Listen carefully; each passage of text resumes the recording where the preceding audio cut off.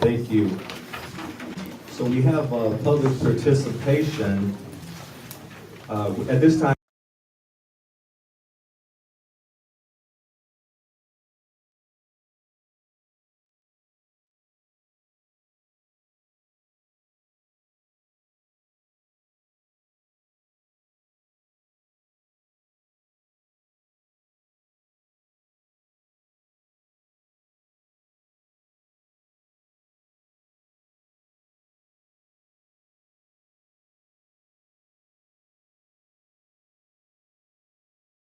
discussion after that. Is that okay with the board? I don't understand.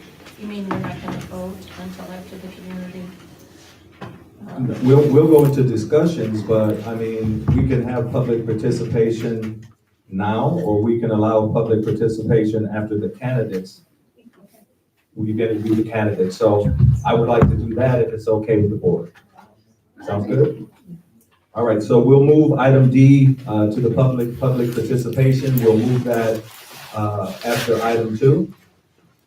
And may I have a motion for the approval of the agenda? We can, Mr. Yes, ma'am. President Taylor, Yes. Vice President Crowder, Yes. Ms. Brooks, yes, Ms. Watley Seeds, Yes. Ms. Buchanan. Yes. Mr. Bradley, Yes. Mr. Watson. Yes. Motion passes. All right, thank you. So at this time, we'll have candidate number 1, Mrs. Robinson. So just take some time to bring her down.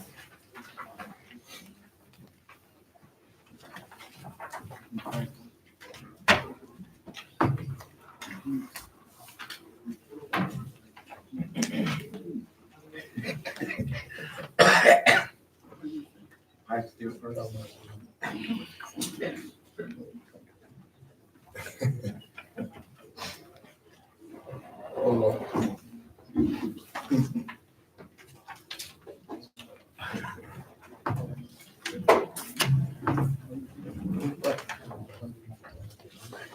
Right.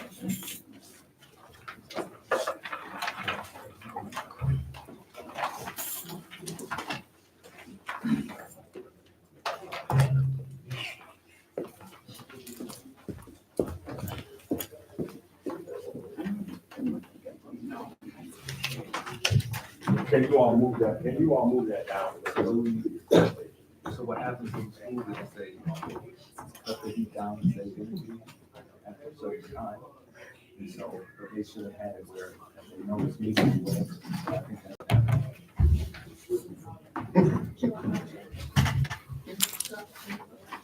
No, I'm good. I got my coat. I appreciate that.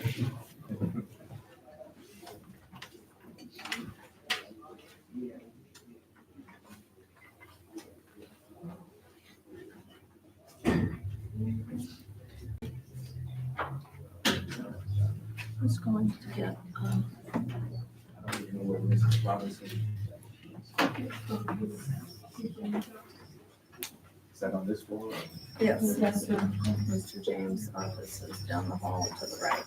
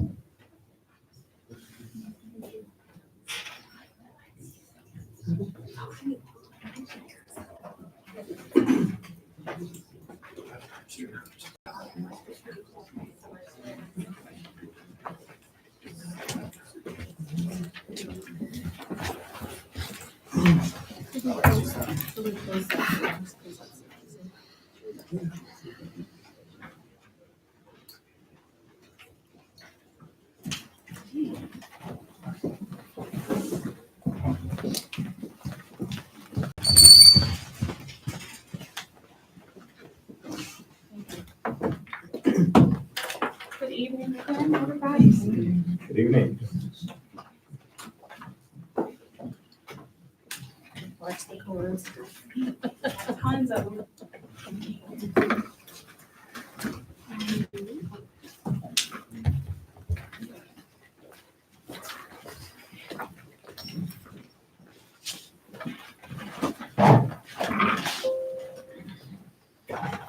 Okay, good evening, Mrs. Robinson. Good evening, President Taylor and board. All right. So we're gonna start your interview at 6:25. We're running late, but we're gonna do the entire hour. And you know the drill from last time, you know the whole board, so no need for introductions there. The Board of Education wants to thank you so much for attending this session, and congratulations on being one of the final two candidates. And I will be, as I did last time, sort of emceeing, if you will, but at the same time, the Board of Education will answer questions. And I have the first question, and it goes as follows. What did you find most interesting about your visit to our buildings? And what was your impression of what you saw or heard?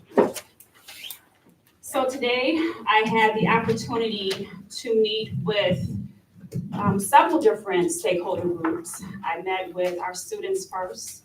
I met with a group of parents, a group of teachers, and then also communities. One of the most profounding statements from our students, as I asked them what they liked mostly about their building in this district, is we love being a tiger. That runs through them. They stand on that. They operate out of that. They come back to school every day because they have pride in being a part of Benton Harbor High School.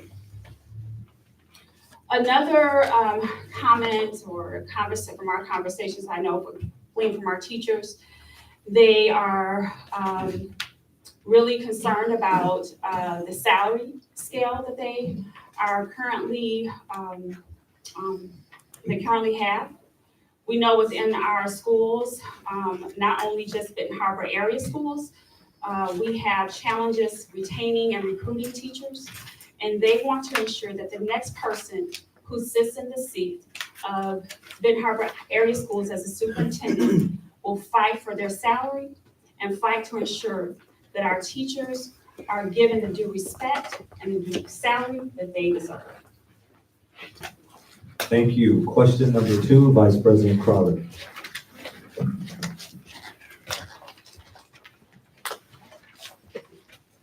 Good evening. Good evening. How would you determine the strength and capabilities of our key administrative staff?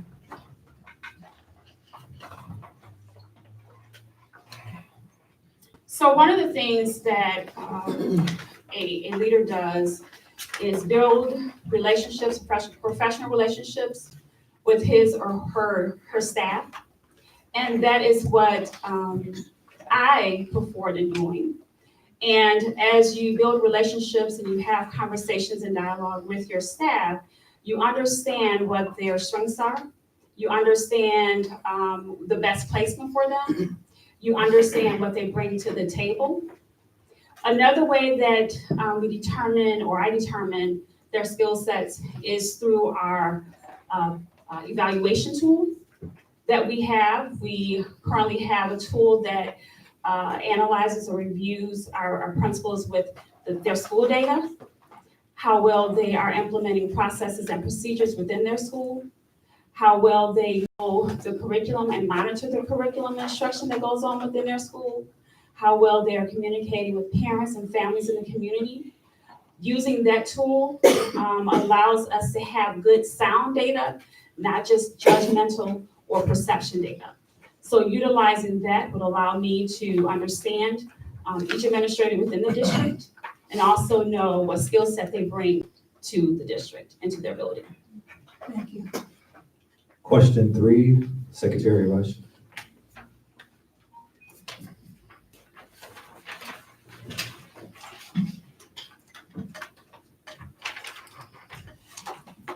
Good evening.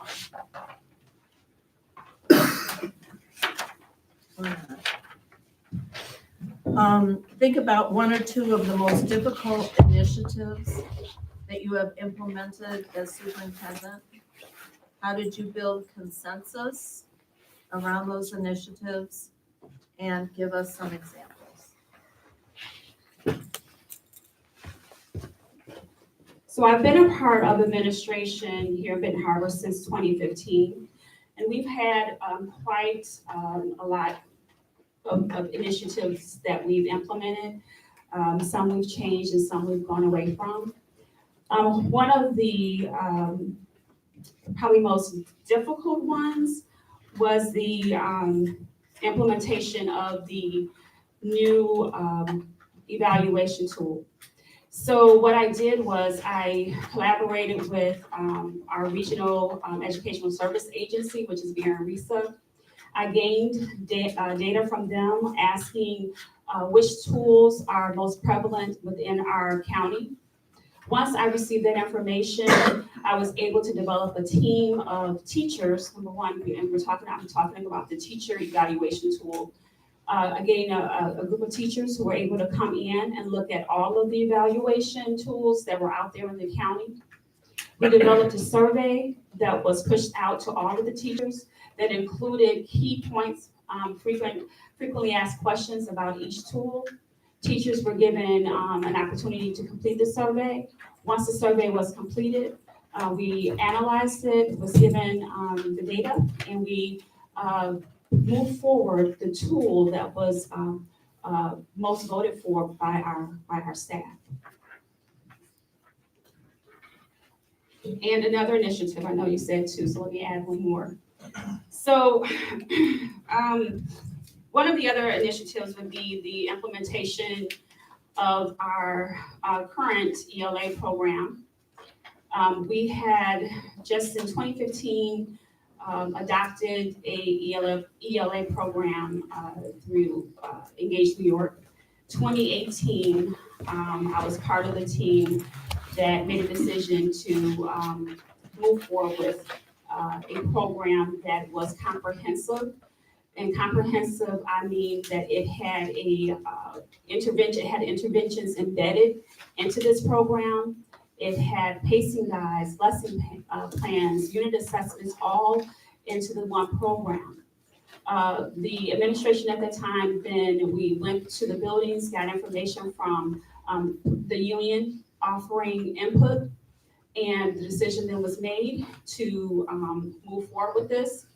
We had a month's time or less than a month's time to place the order of all of the materials, get the materials pushed out to buildings, get teachers trained on the program, and start school within a couple weeks. So although it was difficult, we were able to do it, and then now we have the program our second year, and we're able to continue with the embedded training and coaching that comes along with the program. Question number 4, Mrs. Watley Seats. Good afternoon. Good afternoon. What processes do you use to gather feedback on programs or initiatives? And can you give us a recent example of how you gathered feedback, for what purpose, and most importantly, what you did with the results?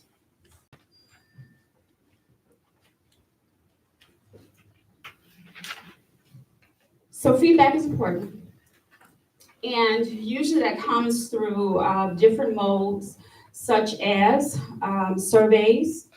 We also gather narrative feedback, perception information, to gather information regarding our programs that we have in place. One thing we have developed is a feedback checklist for our ELA program. We had determined that we had not gotten input from teachers yet regarding how, if there are any challenges that they face within this program. That is developed and will be used to determine our next steps and where we go with this. What do we need to revise?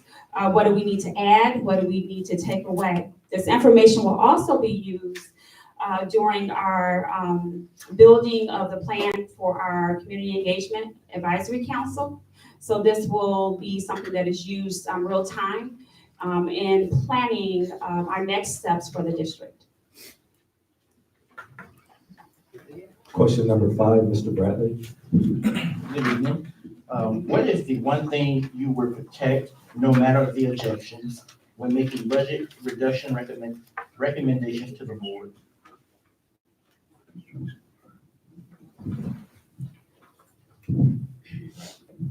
When we think about budget and plans, we have to have data.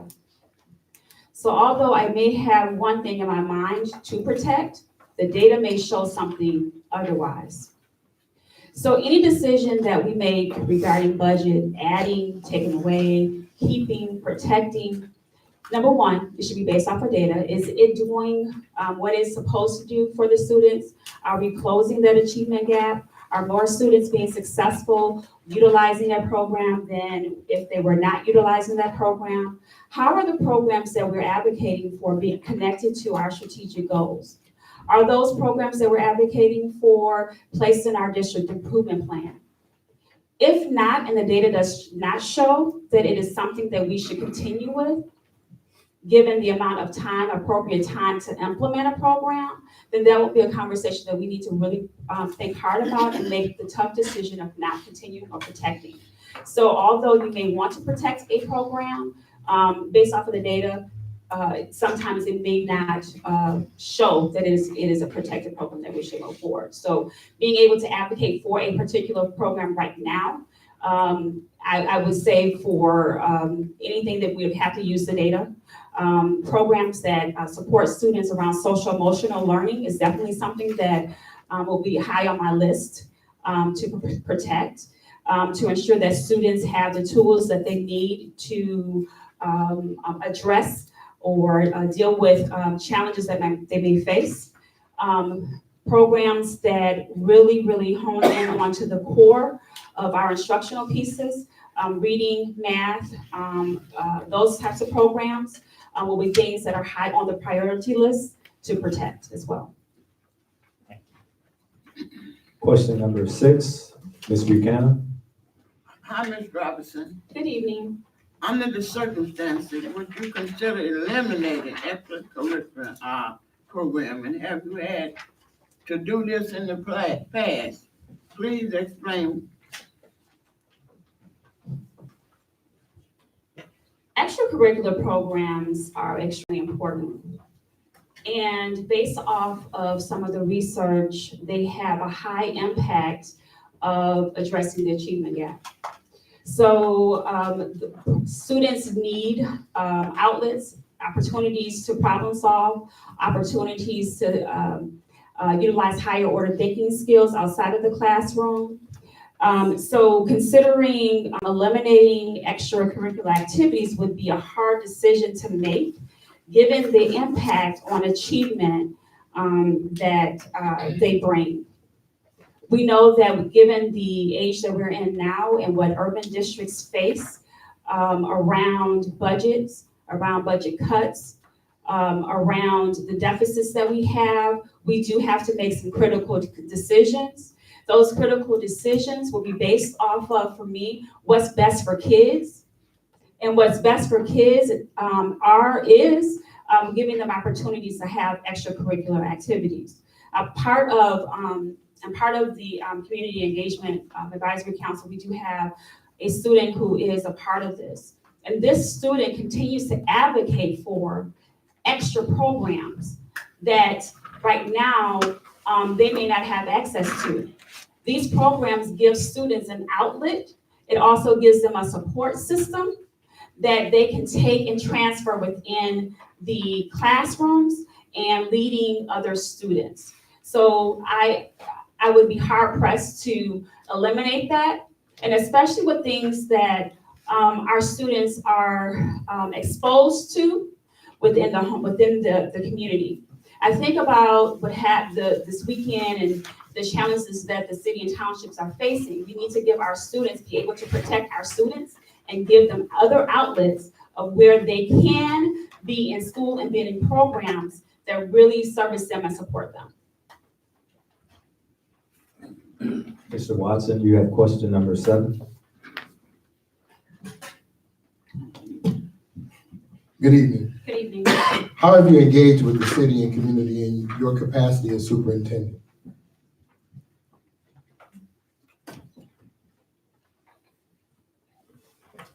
So I've been invited to several of the many meetings at the city. I've attended some, especially I know our basketball teams were recognized this past summer. I did attend those meetings. I attend meetings when I'm invited to, as far as being part of councils and having input on different issues that we may have, or people are gaining information from me. I was just a part of a meeting within Andrews University where they wanted to talk about how they are supporting us within the district. I was able to be a part of that. ALPACT was also another organization that I've attended several of their meetings with last year. So as organizations and businesses invite me, I am very open to attend their meetings, programs, activities, workshops, and be part of their councils.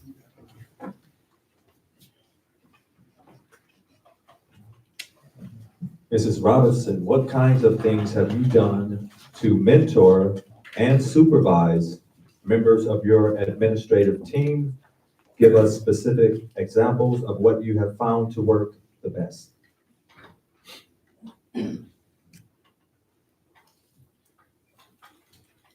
So one of the things that my team and I have done this year within these 6 months, we have divided ourselves by schools. And given the schools that I have met with the administrators of the schools. I have sat and actually talked with them about what supports they need from me. I have worked with them on preparing plans and how they would address certain issues within the school. I have been a thought partner with all of my administrators as they have direct access to me as well. So weekly, I do have walkthroughs that allow me to observe, view the administrator in their element. And we're able to bounce ideas off of each other during that time. I've also supported just recently an administrator around the PBIS system and framework. and outlining steps or a couple of chunks of what needed to be implemented, such as the building-wide expectations.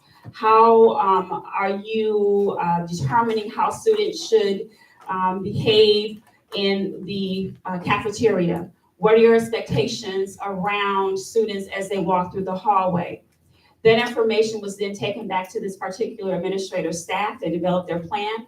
And actually going back to that building last week, Friday, saw a big difference in the climate of the building.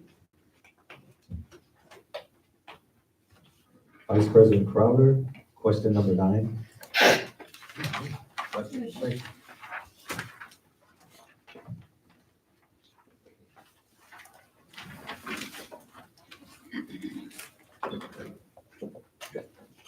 Mrs. Robinson? What are your guiding educational principles? What are your guiding educational principles and beliefs as you lead a diverse district such as Benton Harbor area schools?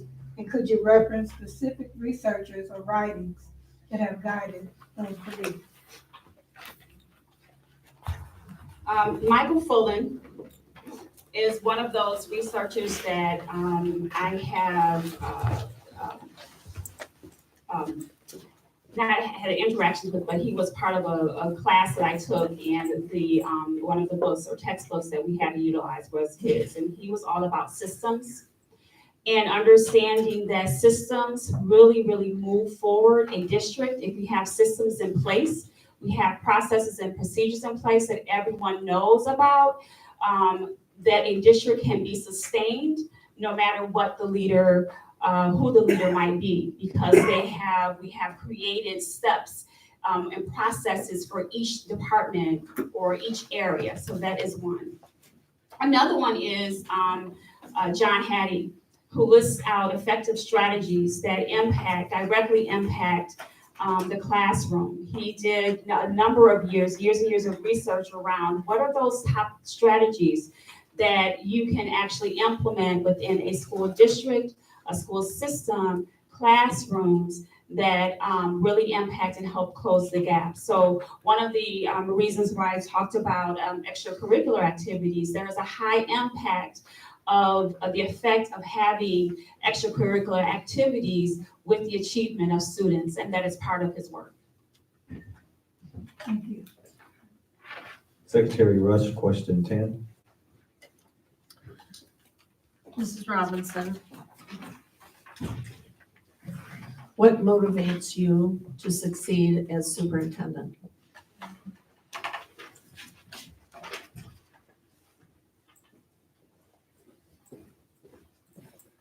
So my motivation in succeeding as superintendent, and especially here in Benton Harbor, is I have been part of the system all of my life. I know what the system can bring. I know what it does bring. As I graduated from here back in 1992, I moved into adulthood with a sense of pride, resiliency, and knowing that I can achieve what my goals are.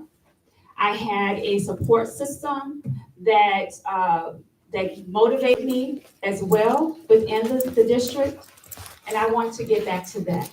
I want to provide systems and support for our students. I want our students to leave Benton Harbor area schools with a sense of pride and knowing that no matter what, they are resolute. They can continue to focus on things and their goals no matter what is going on around them.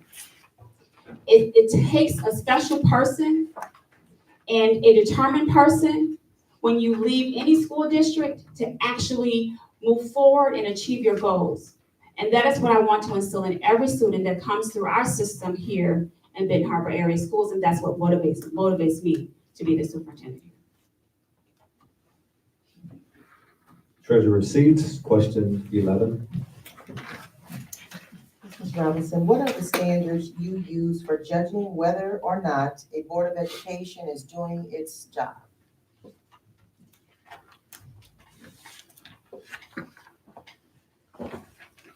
So it goes back to goals, vision, and whether those goals and vision are being adhered to. It goes back to the governance of the district. Are we ensuring that the policies are being followed that are outlined by the school board of education? It goes back to the Board of Education holding the superintendent responsible and accountable for those goals that have been set, and also the governance of the buildings. And also, as we build relationships and understanding from each other our beliefs about what is good for kids, and making sure that we are all stakeholders are doing what we have to do to provide a quality education for every student in Benton Harbor. Mr. Bradley, you have question 12. Mrs. Robinson, what has been the most stressful situation you have had as a superintendent? How do you handle personally stressful situations? So given my role as interim, I started in June. I guess one of the most stressful situations that I've had so far is we had a incident that happened within the city just across the street within our school. I did have to put the entire school on lockdown during that time. The good thing about this is we had prepped ourselves with going over our emergency plans at the opening session of our teacher welcome back time.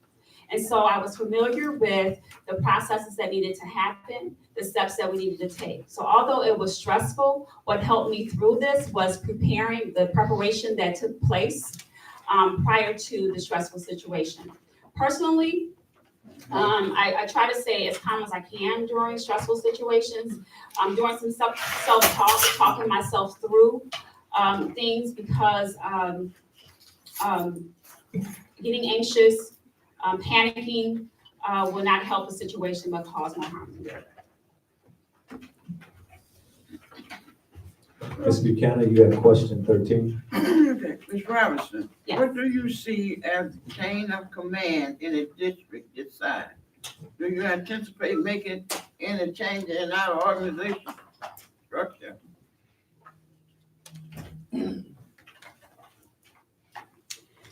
So the chain of command is outlined in our board policy. And right now, the board governs the district, and then it's a superintendent, and then it's a superintendent's cabinet. And then under there will be all of our building leaderships, and it goes down from there. Do I anticipate some changes? Yes, I do. And I will be the one that will have to make those hard decisions based off of contractual needs, based off of contractual restraints, and things that I need to make sure that I am adhering to as I make the hard decisions. It is important that that given the role of the formal superintendent, if you were to choose me as that, I will be given that opportunity to make the changes within my organizational structure that needs to happen. Mr. Watson, you have question 14.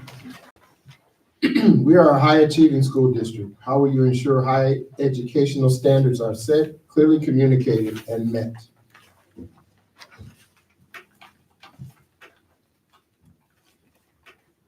So one of the ways that we do that first is by utilizing our baseline data.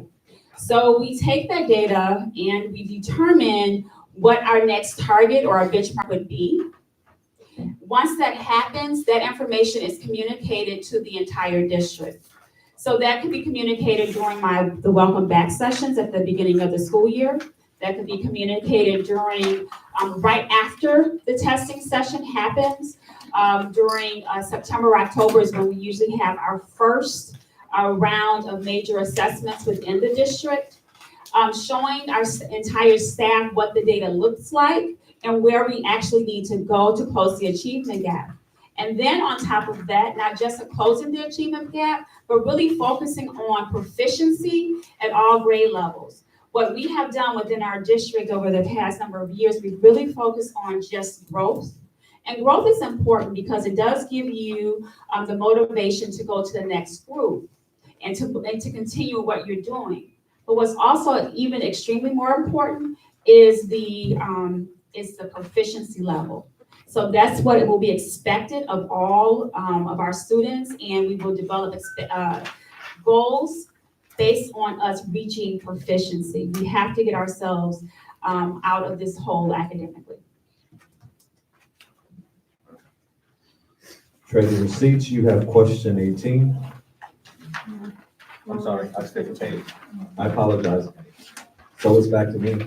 How do you maintain great support services for the district when facing budget constraints? How do you maintain great support services for the district when facing budget constraints?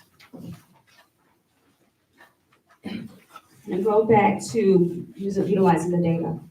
So when we have budget constraints, we know that there are things that really need to be done. So we have to ask ourselves, what must we do to move the district forward? What should we do?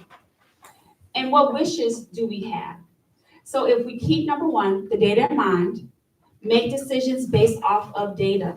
There are, we've had a number of programs go on throughout our district over the amount of years, and we know that some of those programs were not producing after they've been implemented. We've given them an opportunity to work maybe 3 or 4 years, and they weren't producing the data or the growth that we needed. So we do need to make some decisions based off of that.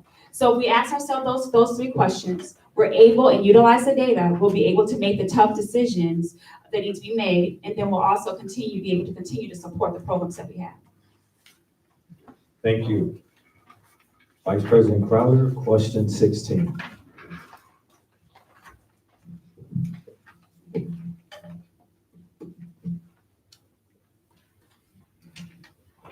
Mrs. Robinson, in your judgment, what are the 3 most critical things a good principal does?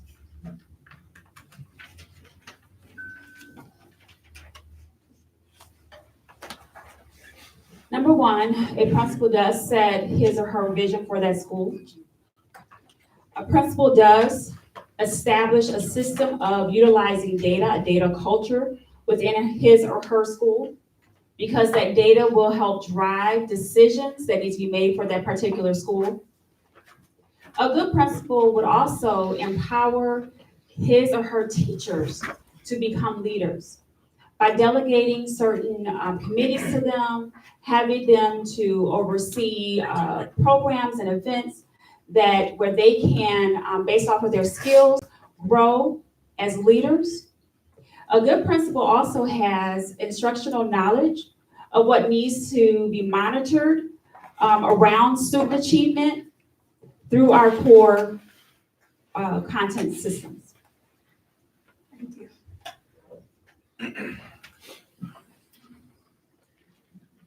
Secretary Rush, question number 17.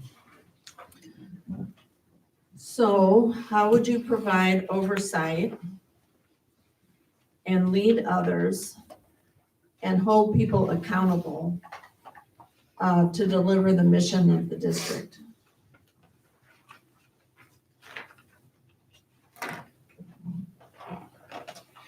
Oversight, monitoring of district staff is extremely important.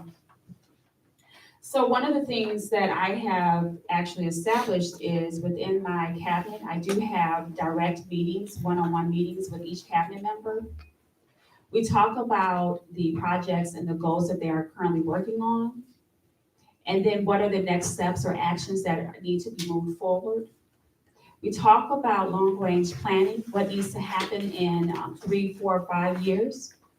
And we are moving towards developing and putting those plans on paper. I also have, like I said, meetings with my weekly walkthroughs with building staff. I host cabinet meetings, which are done weekly. And I'm also collecting notes and data around those meetings and knowing what we need to achieve. Everything that we do has to be based and connected to our strategic goals. Everything that we do needs to be connected to our district improvement plan. We need to be able to show growth and evidence of what we put in our plans and what we expect to see over the next 3 to 5 years within our strategic goals.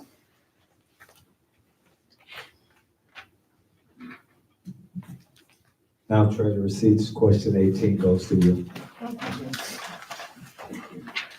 Okay, Ms. Robinson, if we were to ask your direct reports or your administrative team to describe your qualities or characteristics in 3 adjectives, what would they say?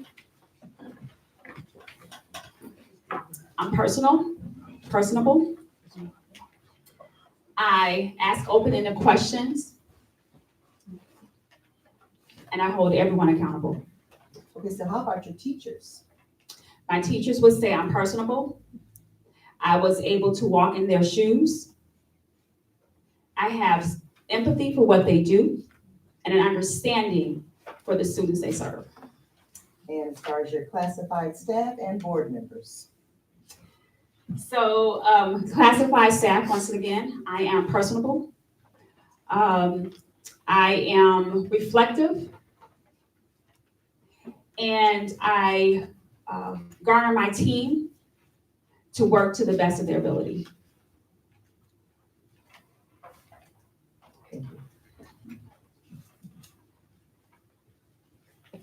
Mr. Bradley, you have question 19. Ms. Robinson, why should we hire you to be our next superintendent? That is a very good question, and I'm happy that you asked that question. So I have experienced our district on several different levels. I've experienced it as a student. I've experienced it as a teacher. I've experienced it as a teacher coach.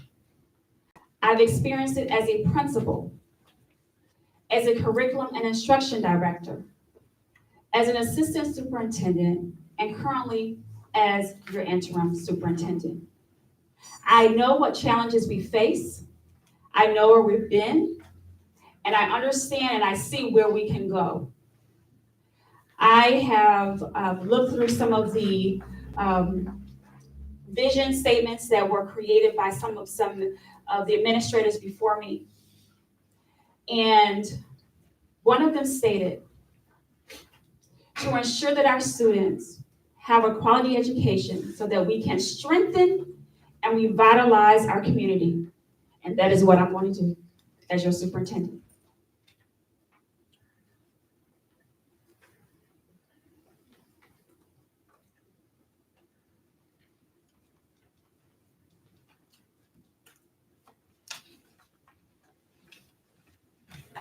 Mrs. Robinson, do you have any questions for the board? I do not have any questions. However, I want to share with you what I shared with some of my the stakeholders today, Okay. if that's possible. You still have, I think you started at 6:25, so technically we got 25 minutes.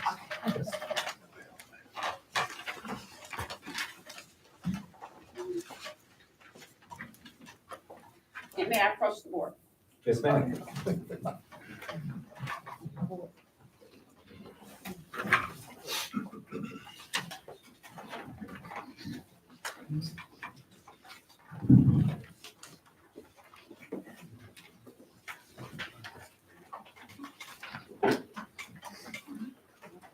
And so what I have before you,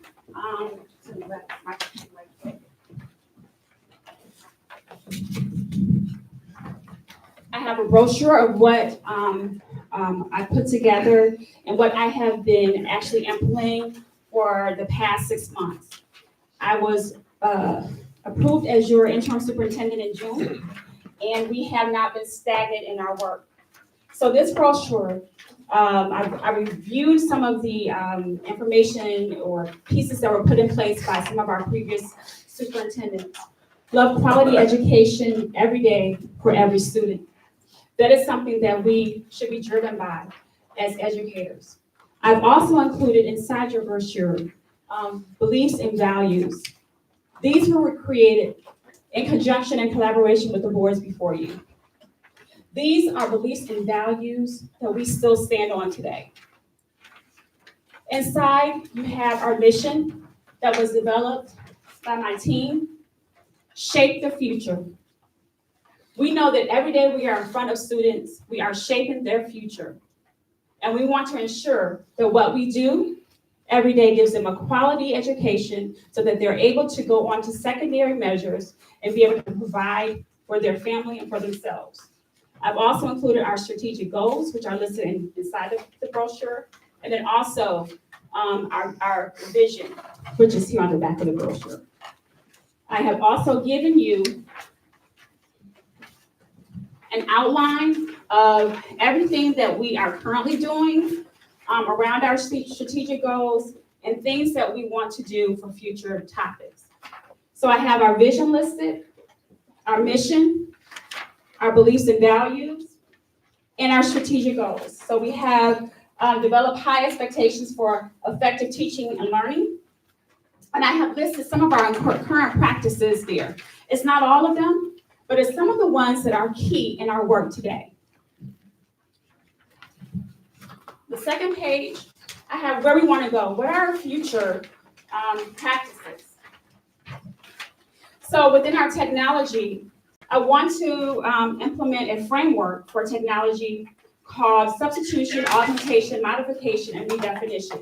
It defines how we integrate technology within our classrooms. Develop our 5-year technology plan. Expand our interventions. Increase participation in our state and federal funded preschool program. We know our babies are important. I was part of the program when it started. I grew that program to 2 classes. Funding was decreased. So we really have to advocate for equitable funding for urban schools. And that is a platform that I want to stand on and get in front of legislators and say, our formula needs to change. Equitable funding needs to happen in Benton Harbor and other districts that look like us. Because right now, it's not fair. And that is something that I want to promote that will help in our budget area, help in providing resources for our instructional pieces. Our next strategic goal is create a safe and supportive environment. There's a list of things that we're already doing within our district.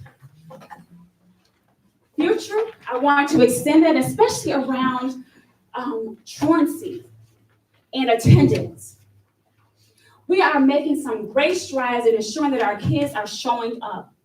We're also making some great strides in showing where our challenges are. So next year, we want to be able to extend that. We want to be able to provide our own truancy academy, if need be. We also want to be able to provide opportunities for students to advocate for themselves as well. And also, what I really want to do too is we talk about our third-party stakeholders. We have contracts and we outsource a lot of different groups. Growing up, being a part of this district, it was key and important to have members who were, or staff who were part of the community and district. They cared for us. They showed us that they cared. So what I really want to do is disengage our third-party resources and re-engage them back into the district as staff. I know that's a long goal, and it also is driven by budget, but it's a goal, and it's something that we really should consider. Under create a culture of professional learning, we have areas where we are training our teachers. There's job-embedded coaching that happens on a monthly basis. What we want to do in the future is continue to involve our staff in training around strengthening families. Our teachers have key relationships with parents.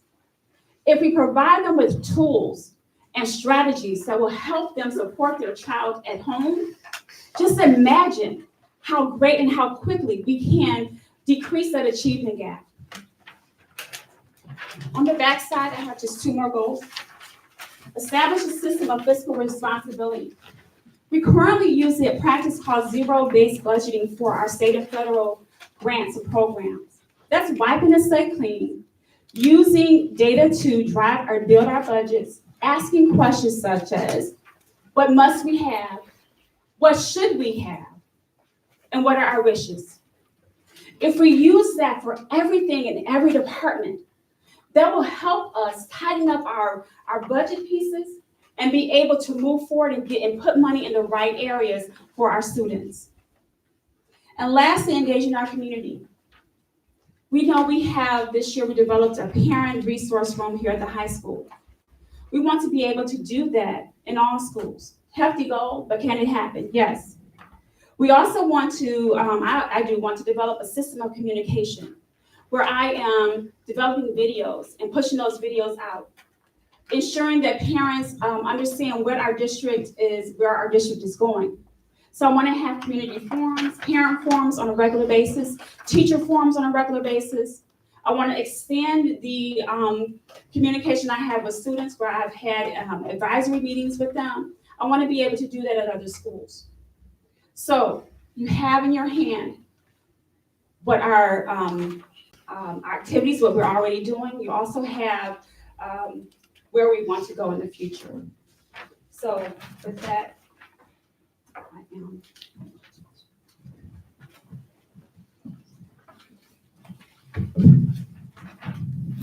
7:09, does the board have any questions for Mrs. Robinson, since we still have time?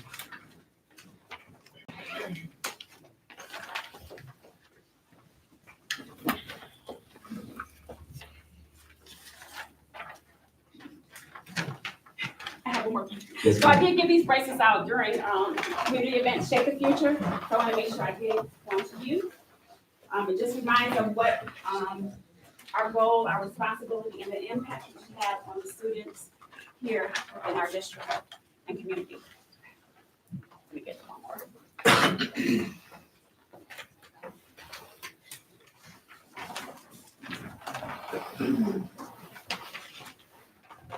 Any questions for Mrs. Robinson before she leaves on the board?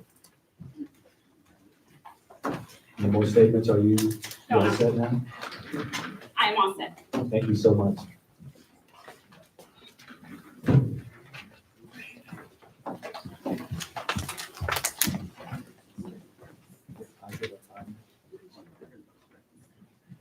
So, we're gonna take a 5-minute break, and we'll resume with our second, interview.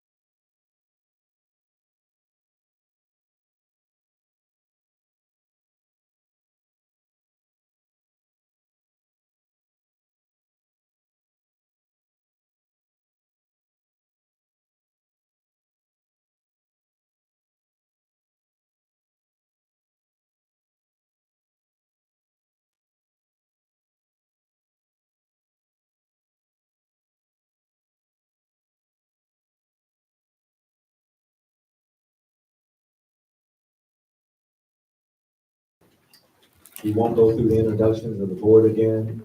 We did that last week. We'll start with the first question. By the way, so we'll end this at 8:18, and then we'll hear from the public, and then the board will make a decision tonight.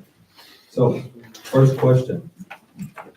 What did you find most interesting about your visit to our buildings? And what was your impression of what you saw or heard?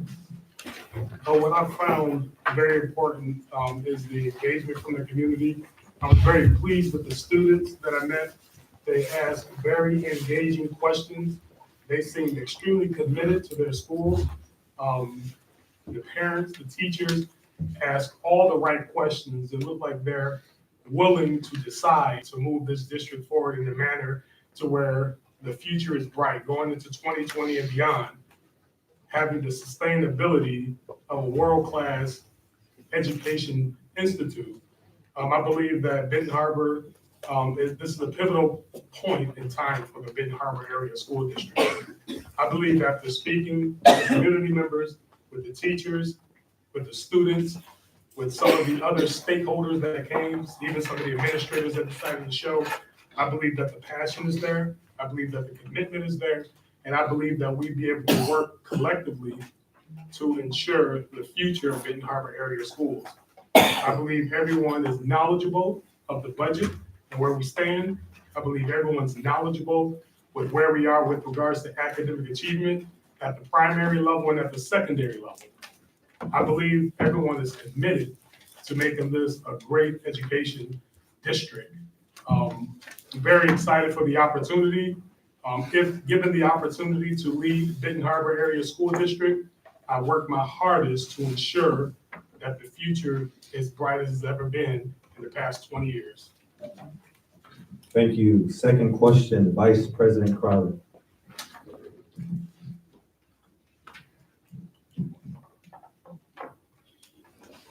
Good evening, Mr. Thompson. How would you determine the strengths and the capabilities of our key administrative staff?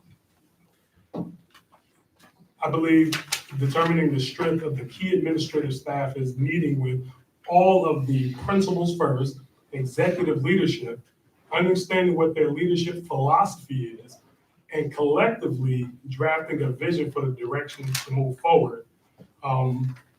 I have to see what framework is being used for the evaluation purposes.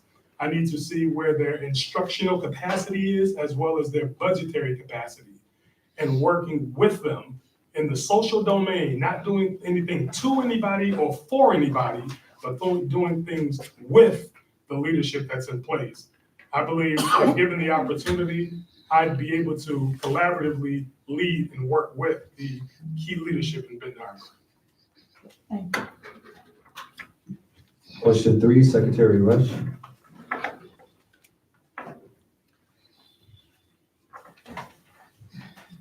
Welcome again, Dr. Townsend. Think about one or two of the most difficult situations that you have implemented as an assistant superintendent. How would you build consensus around these initiatives and give us examples? A difficult situation in my current role as an assistant superintendent was convincing the community to spend $1.3 million to hire climate and culture coaches to meet the need based off of the healings research that was done in the district. The educators and everyone surveyed said their number one issue was discipline and climate and morale issues. By adding no additional cost to the district, by being strategic and looking at the funding sources of 31A grant money, we were able to fund 22 climate and culture coaches, 1 at every building and 2 at the secondary level. I just recently received communication from our chief of police of how their involvement with the school district has significantly been decreased because of the influx of the climate and culture coaches and the key attention to detail. That was a tough sell at the beginning. When I was hired in Wayne Westland, I was a one-man army. I had the opportunity to hire nearly 30 individuals to effectively lead that work, and it was no cost to our general fund. Everything out of my department, from the personnel to the professional development and all the resources, came out of 21H funds because of us being a partnership district, 31A fund using that at-risk money from the state level, and also working collectively with Title II for professional development. It was hard to sell that. I was able to talk with our Board of Education and our greater community about the restorative practices law that went into place in 2017. The law states that you must consider restorative practices prior to suspending a student. And it was new to our district, so I had to ensure that our teachers, our administrators, and our climate and culture coaches were trained in restorative practices to be in compliance with the state, but also to impact the culture of climate of the school district. That was very difficult to sell, but when the results came out, and when people were able to see how we were able to impact education, the biggest talk in our district is, please don't let us lose those climate and culture coaches. As you know, that 31A grant funding had new guidelines that came up this summer, and so you must use 1/3 of these funds toward 3rd grade reading, 1/3 of these funds for 8th grade mathematics, and 1/3 of these funds for college and career readiness. So working strategically with my leadership team and a redirection plan for 31A to ensure that we can keep those coaches positions, but also tailor it towards the new guidelines. That's a very tough sell to have because it's $1.3 million, and there's a lot of need that we have in our district as well. Question 3 goes to Treasurer Walk Receipts. Question 4, yes, ma'am. Hi, how are you? Hello. What processes do you use to gather feedback on programs or initiatives? And can you use a recent example of how you gathered feedback, for what purpose, and most importantly, what you did with the results? Yes, I just shared the development of the Department of Climate, Culture, and Social and Emotional Learning. At the semester's point of the implementation of that department, we met with all of our principal leadership at a principal professional development.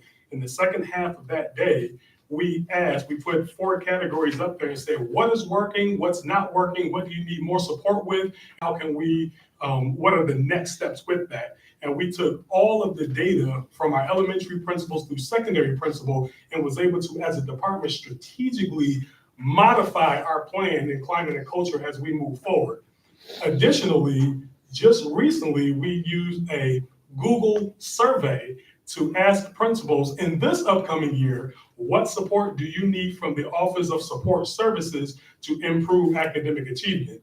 What we are investing in right now is the continuation of restorative practices and also a tiered fidelity inventory. 100% of our schools, all 20 campuses, elementary through secondary, has received a tiered fidelity inventory. You often hear talks of PBIS, positive behavior intervention support. Everyone can talk that, but how effective are you doing it at the tier 1 level? Where are we at with implementing the all tier 1 program in behavior, in academics, and in social and emotional learning? Putting that plan in place and ensuring that it's done with true fidelity to move it forward and to move that needle on the reduction of discipline and an increase in academic achievement. Question number 5, Mr. Bradley. What is, good evening, Dr. Council. What is the one thing you will protect, no matter the objections, when making budget reduction recommendations to the board? One thing I'd protect is the history and tradition of the Benton Harbor Area School District. I know a lot of people don't like change because it disrupts what's comfortable. But I do believe in institutional knowledge, and I do believe in the fabric of the district. I think it's very empowering when people, going back 50 plus years, talk about, I graduated from Benton Harbor Area School District. That's a big deal. Whatever that legacy is in Benton Harbor, whatever the community deem as sacred to Benton Harbor, it should be found, a way should be found to maintain those traditions, because you don't want to, I know when the state talked about closing the high school, people said, what's happened to the mascot? They said the mascot would go to Lake Michigan. I think that was good, but the reality is people want their high school. How can we preserve, looking at that wall of fame that you have, reading upon the high level or the popular celebrities or impact players in society that come from the Benton Harbor area is very inspiring. And I think that will support the revitalization and the rebranding of Benton Harbor as we go into the new decade. 2020 is a big deal. Benton Harbor has to change now. It has to change right now, because I'm not sure if the state is going to allow another 5 or 10 years to go past without doing anything. I think now is the time to build upon the traditions that are there, but continue to be innovative with the best practices that come down from the research across the country. Any and everything that I had the privilege and pleasure of doing as a high school principal, as an assistant superintendent, even as an assistant principal, has come from the research-based practices, never pulling out the sky, being a student of the industry of education and putting those best practices into implementation. It doesn't matter how effective the plan is, if the implementation is not there, it's useless. Working on that implementation and being an influencer and a thought partner with the leaders that are with the leaders that are kind of running the district, being that thought partner to influence and ensure that with this keen implementation that we will hit our goals. What goals will emerge from the Community Engagement Advisory Committee with the Department of Education and the State Treasurer and the Board of Education, or whatever stakeholders that sit on that committee? What goals will be developed and what action plans will be put in place to ensure that you hit that goal? That is the key. We can have a blueprint all day and night, but if the implementation is not there, that's where the frustration will come in at. I believe that I have the impact to encourage participation and encourage implementation to the letter of the action steps as it's written. And I do believe within 1 or 2 years, we will see significant increase, and it will be popular stories coming out of Benton Harbor. You tell your story, your own story, less you want it told for you. Oversaturating the airways with the positive things that are happening in Benton Harbor Area School District, I believe will set the future up to be extremely bright for all young people that come in. Additionally, and I don't want to get too long-winded, I apologize if I am, very baseline, what is a portrait of a graduate here in Benton Harbor? When we say our students come through our education system, what are we saying they're going to leave our system doing? How can we make them career ready, college ready, and flat out life ready? How do we do that? Ms. Buchanan, question 6. Under what circumstances would you consider eliminating any extracurricular program? And have you had to do this in the past? Please explain. Eliminating an extracurricular program. Everything, whatever you're paying for that has a large, that's a large balance associated with it. When you talk about an enrichment program, it's what is the academic return on investment on that program?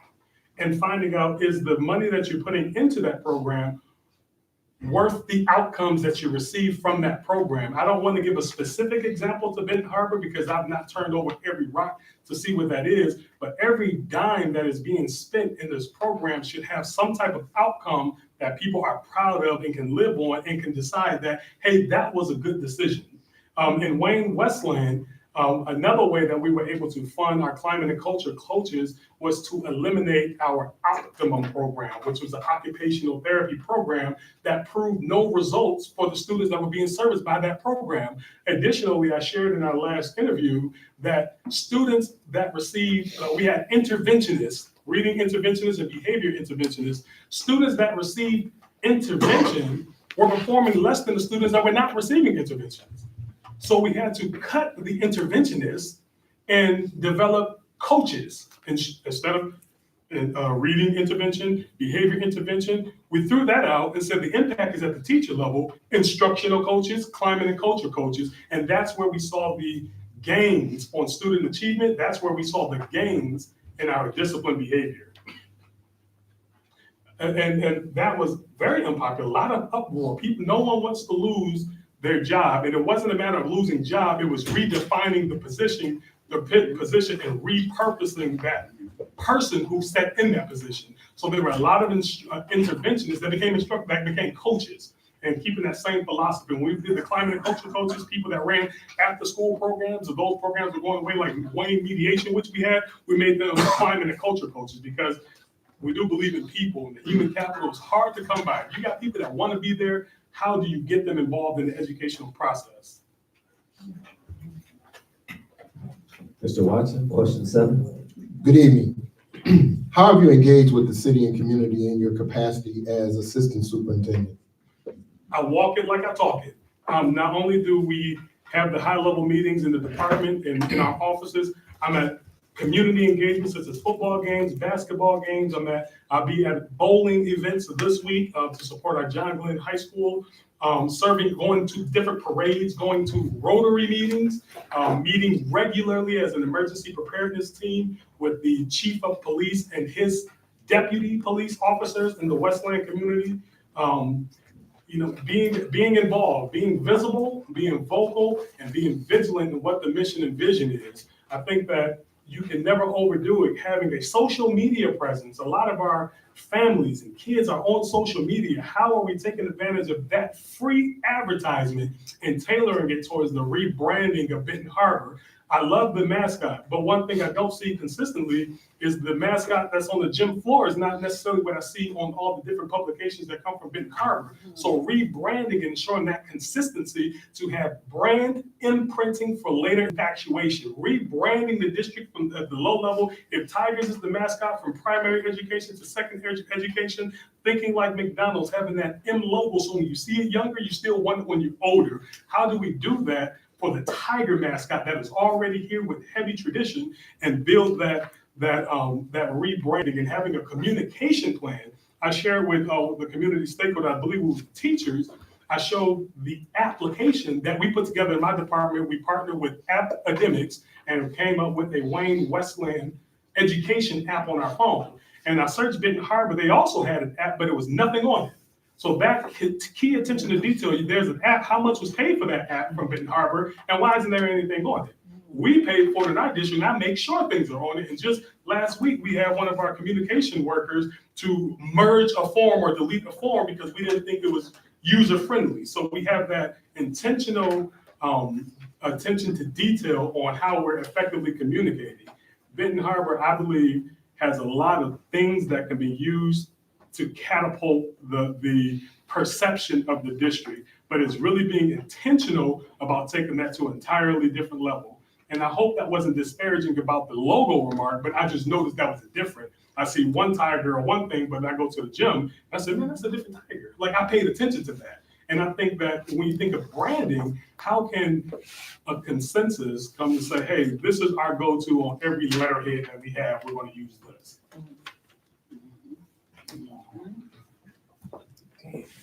Dr. Townsend, what kinds of things have you done to mentor and supervise members of your administrative team? Please give us specific examples of what you have found to work the best. I think with regards to mentoring, everybody, I remember I shared, everyone in my department has been there less than 2 years because I hired them fresh. I was an army of one, I had to hire everybody. But a way to build their capacity, and a lot of people was the first in their role. So for example, my executive director of support services came from the school level. She was an elementary principal for the last 10 to 12 years. My director of student support was a dean of student for the last 3 years in the Harper Woods School District. My director of special education was a supervisor of special education in the previous district. Setting up intentional one-on-one meetings and constantly talking about the goals that have been set, checking the pulse on those goals, and ensuring that we're executing on those goals. So one-on-one meeting with my director of student services, one-on-one meeting with my executive director of student services, one-on-one meetings with my special education director, one-on-one meeting with my lead climate and culture coach, and one-on-one meeting with my principals. All of the principals were hired within the last 2 years of the schools that I support. Both of my middle school principals were brand new. One came from being an assistant principal, became a brand new principal. Another middle school principal that I had was the principal of our alternative program. The principal that became the principal of the alternative program was a teacher consultant. Both of my high school principals, my Wayne Memorial High School principal was a veteran principal from a previous district. And my principal of John Glenn High School was an assistant principal in the Taylor School District. And I meet with those principals on a weekly basis for at least 1 hour. And we're talking about student achievement. We're talking about student achievement. We're talking about budget. We're talking about finance. We're talking about the goals that we agreed on based on their growth plan and the 4D evaluation system. And everyone's doing great. I wish I could share right now what the results are that we just got back, but the data is embargoed. I have principals that are extremely excited with their data that they just received back, but I can't share it publicly because it's still embargoed. We only can see it at the administrative level, but I'm fired up and I'm excited because I know that I walk it like I talk it. I'm preaching it because it's data-based research. Putting that research into implementation and doing it collectively. I don't think if any of you guys done the background check on me, I'm not a bully. I'm not unethical. I don't play games. I'm sincere and I'm honest. And I work with you in that social. I don't do things to you. I won't do things for you unless it's situational leadership. You have to. But I do it alongside with you because I'm a former student athlete. I was an offensive lineman that blocked in the trenches. And if I stop that guy from hitting that quarterback, it gives the quarterback an opportunity to throw the ball. So it gives the principal an opportunity to lead that school. If I block this guy right here, it opens up a hole for a running back to run through and give the instructional coach an opportunity to get in the classroom where the teacher needs the most support. It gives the wide receiver an opportunity to catch the ball, and it gives the students an opportunity to go to that classroom, perform at the best of their ability. Applying those practices here. In Benton Harbor Area School District, you guys are phenomenal in athletics. I've seen you guys on Good Morning America. I've seen your basketball girl, one of your girl basketball with women basketball of the year. You got Scooby Johnson going off the Butler. You're known for athletics. How do we level up not only athletics, but academics and arts? You guys hit almost 250,000 views with the rap video that your young people did. How do you capitalize on that raw talent and take it to the next level to where the kids that are deciding to leave our district want to come to our district? I'd love to see the middle cities or whatever your trend data report is on all the students that are leaving the district and the exact schools that they're going to. I was just looking at some of the lowest performing schools and I seen some charter schools on there that's in this area. But people are still going there. Why are they going there? Come back here because we're getting better. Set the bar, meet the bar, exceed the bar, then raise the bar. Repeat that, we're good. Thank you. Vice President Crowder, question number 9.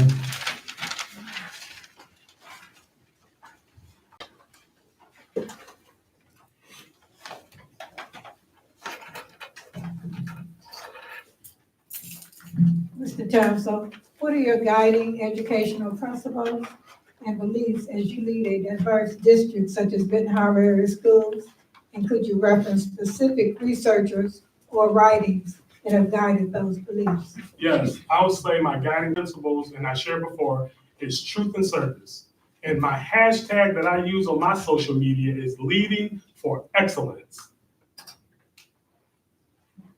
Specific authors that I can tell you is Simon Sinek, Start With Why. I know why my why is to be superintendent. This is not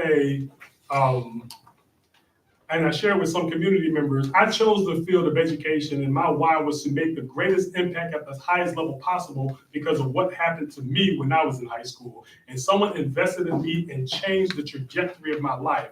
And I vowed when I went to education, I wanted to do the exact same thing. The same way a student athlete is in the gym 24/7, shooting 100 free throws, throwing the ball 100 times is the same way I'm reading in education. Simon Sinek, Starting With Why. And another author that I'm interested in is Brene Brown, Dare to Lead. Leadership is not for the faint of heart. I'm very well aware that I would probably, if this does not work out, I can probably never have another job again. People say, don't touch that with a 10-foot pole. And I say, you know what, bring it on because it's possible. It's getting the right people in the right place and doing the right thing at the right time and being on consensus and being on code with one another and having that chemistry and moving as a mastermind alliance in the exact same direction, and that needle will move. We will cut that budget deficit down over time. We will increase academic achievement at all levels over time, but it takes time. It takes stable leadership. If given the opportunity, I will try my best to be that for Benton Harbor. I hope you find the right superintendent for Benton Harbor School District. I'm a fan of the community. I've read everything I was able to read about it. I spoke to whoever I could speak to about it. I'm very excited about the opportunity to lead for excellence right here in the Benton Harbor Area School District. Question number 10, Secretary Rush. Dr. Townsend, I think you covered a lot of this in your statement. What motivates you to succeed as superintendent? It's the young people. Their futures are fragile. They don't get this time back. Once the year passed, that's a year behind them. How do we change the trajectory of our young people's lives? They're graduating, but what are they graduating to? How can we increase students that are wanting to go to college? How do we increase that? How do we increase young people in our career in technology, getting skilled trades, post-secondary? How do we do that? What are they graduating to? I love to see what the data is on the 6-year, 5-year, and 4-year graduation rate once someone leaves the Benton Harbor Area School District. I love to see that. I love to see the data on the young people that are receiving different certifications for different fields that they'd like to work in. I need to see that data. Where are our alumni? How are they doing? Someone posted recently, and as a matter of fact, I'm not going to go there because I don't want the sound bite here, but where are our young people going once they leave Benton Harbor? The teacher that I spoke with earlier, he said he came back. I applaud him for that. A lot of people don't want to come back. Like myself, I was away for 16 years from the state of Michigan, and I came back because it was a part of my why. If I'm doing all this great educational leadership across the country, but I constantly hear about my home state, I need to come home. My wife is not from Michigan. She's from Jacksonville, Florida. I said, baby, you know I've been doing this like you've been doing that. She's a physician, and she's put 14 years in to be a top doctor at University of Michigan. I said, baby, listen, these opportunities is what I live for. They need help. Would you support me? She said, yes, I support you. And that's why I'm here. Question number 11, Treasurer Seats. Dr. Townsend, what are the standards you use for judging whether or not a board of education is doing its job? Yes, I know that there is a rubric, and also that is the Michigan Association of School Boards. I'd like to regularly go on retreats or conferences with members of the Board of Education and seeing what rubric is used at the MASB level and ensuring that we're doing that at an effective or highly effective way. Understand, this would be any superintendent and Board of Education. It has to be the right fit. The reason why I chose this opportunity is because I believe it can be the right fit for me. I had an opportunity to interact with many of you the last time I was here on Monday. I'm happy. You know, I feel that every time you guys are on the news or on different quotes, I'm impressed. I feel like it's an intelligent board. It's a board that truly wants the best for their young people. And I'm very excited to be a part of that team. This is a team, 7 supervisors and 1 superintendent, but I'm willing. I've always been coachable. I've always been a listener. I've always paid attention and followed direction, and I listen to advice. I don't wish it was easier. I wish I was better. I don't wish for less work. I wish I had more work ethic. I don't wish it was less of a challenge. I wish I had more skill. That's why I stay in development programs to ensure that I'm more part of the best practices, working with the board, understanding what everyone's need is, what everyone's goal is, and trying my best to meet that with you guys. We just have to be one. No division, just one. And they're going to be, you know, like a family. You know, there's talk at a family table, but at the end of the day, we're playing our board games and we're celebrating the holidays together. I want to ensure that whatever your goals are, that I can meet those goals and that I'm effective for you. I want you to say, you know, Dr. Townsend is highly effective based off the rubric that's there for superintendents and the rubric that's there for the Board of Education. And I want to educate, and I don't say that in a disparaging way, but the things that I know based off of my studies, I want to let you guys know what I know, right? The restorative practices law that's in place, the new guidelines on 31A, things that go directly to the superintendent, having those study sessions with the board and say, hey, just to give you a heads up, there's new 31A guidelines, and we got to do 1/3 across these different grade level categories. And this is potentially where our executive cabinet is talking about making cuts. Any thoughts on that? And listening, can't wear your feather. You can't come in this thing with a faint of heart. It's not for the faint of heart. You got to be strategic, not emotional. Lead with your head first and heart behind. Mr. Bradley, you have question number 12. Dr. Townsend, What has been the most stressful situation you have had as a superintendent? How do you handle personally stressful situations? Stressful situation as a superintendent. I try to be less stressed as possible because I like to be prepared. And we all heard the 5 Ps, proper preparation prevents poor performance. I try to stay prepared. A time that I was stressed as an assistant superintendent, I really got to think hard for that. What was the second part of that question? I might go back to the first part. How do you handle personally stressful situations? Personally, the way I handle stressful situations is really paying attention to my EQ, my emotional quotient, making sure that my social and emotional state is right where it needs to be. I try to be as self-aware as possible. I try to be as social aware as possible, understanding the political landscape around me. I try to manage and govern myself appropriately, develop relationships, especially where those relationships are needed, and making the responsible decisions for the betterment of the students and the greater community at hand. I'm trying to think of a stressful situation as an assistant. So I think building a department where people did not know what some of these terminologies that were being used, really developing our multi-tiered system of support as a district, because there was nothing in place in Wayne Westland, and to develop tiered systems of support at every level, from the student level, from the primary education level, elementary education level, to the secondary level, and even to the adult level. That was hard work to do, leading those. We had something called Leadership Council. And Leadership Council was every executive in the district, from principal to executive director of finance, executive director of operation, any executive director or director title in our district, over 60 people. I had to develop a MTSS system for the district.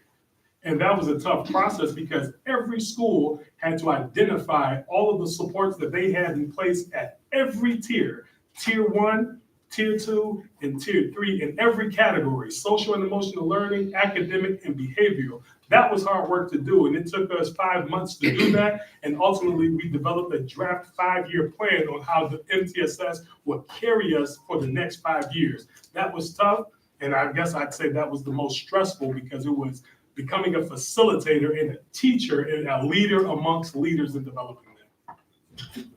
Thank you. Ms. Buchanan, you had question 13, and your time right now is 7:51. We stopped with your interview at 8:18, so you may want to try to shorten up so you can get more questions. Yes, ma'am. Okay. Doctor, what do you see as the chain of command in the district this side? Do you anticipate making any change in our organization structure? Well, the first thing is identifying what the organizational structure is, and identifying all of the roles and responsibility of everyone in the district. If it's something specific to Benton Harbor High School, it goes to that principal. The principals are the CEOs of their building, because those are the chief education officers in that school. You pay them that money to lead that district. If something comes to me, I said, thank you so much. I'll ensure I get this to the principal. And if I need to follow back up with you, I will, but I'm sure and confident that the principal will close this out. Following that chain of command, I don't like when people go around people. If I'm the superintendent here, Right, principal is here, and there's a problem here, because you think you have a good relationship to, you're gonna put a bug in my ear, I'm gonna bounce you right back to the leader, because that's ethical. I don't play games with people. I don't want to undermine anybody. I won't undermine the board. I won't undermine my assistant superintendent. I won't undermine my principals. I will support them. And if it comes to me, it comes to them, because the goal is to get the solution. It's not to play games with jobs. It's too late in the game to play games. We got work to do.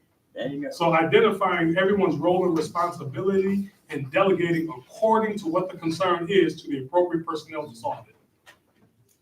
Thank you. Mr. Watson, question 14. We are a high-achieving school district. How will you ensure high educational standards are set, clearly communicated, and met? Set by going through a process, like I shared earlier, ensuring that everyone's in consensus on what those goals are, monitoring and adjusting it through the process, and sustained leadership. I believe that initiatives or plans or directions can be stifled when there's a change in leadership. I'm aware that urban superintendents' life expectancy is roughly 2 or 3 years. How do we break that cycle? Taking this opportunity, the worst thing that could possibly happen is someone leaves in 2 or 3 years.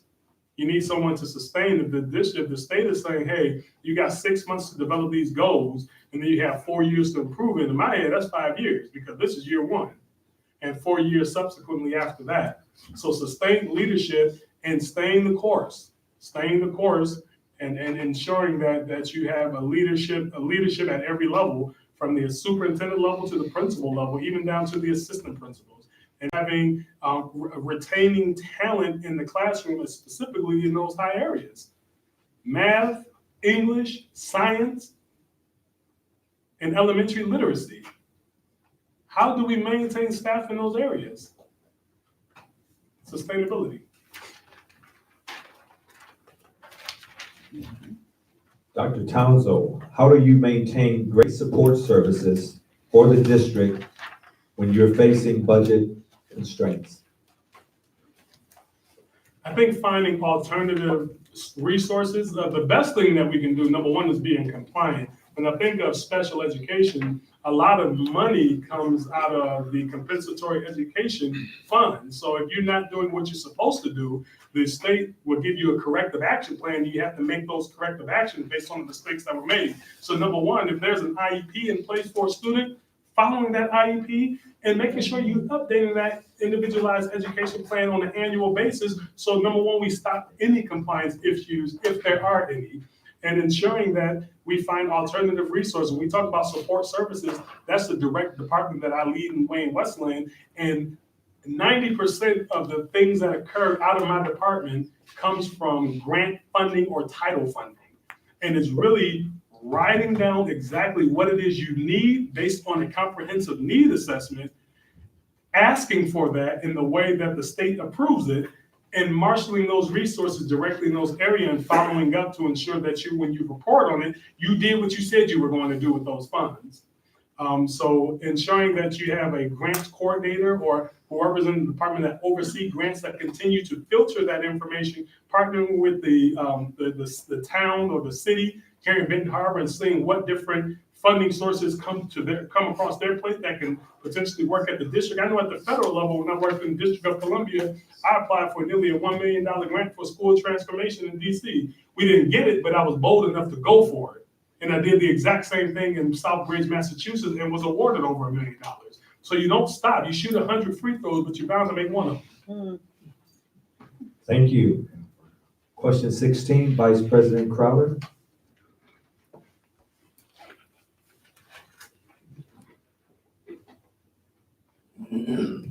Mr. Johnson, in your judgment, what are the 3 most critical things a good principal does?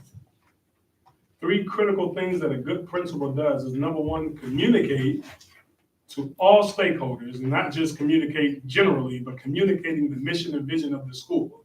What direction are we going in as a school? Building those relationships with the educators that are on the front line. And the last one, the third one, is both building the relationship with the students as well as their parents. So that's one together. If you have those relationships, if people feel that you truly care about them, they'll work with you. Being respectful to anybody that have come across your table and treating them fairly and equitably, I believe that naturally people would gravitate towards whatever that mission or vision is. So first and foremost, you have to set a vision. You can't just come in and say, get out the hall. What are we getting out the hall for? Tell me why our tardies are up. So to combat tardies and chronic absenteeism, we need everyone in the classroom, and here's why. And let me send communication home to the family and say the importance of attendance based off research. You have to have that constant communication. Whatever you're talking in the schoolhouse has to go home to the families, and you have to do it more than one time. It needs to be consistent, constant communication, selling the vision and mission of the school. Secretary Rush, question 17.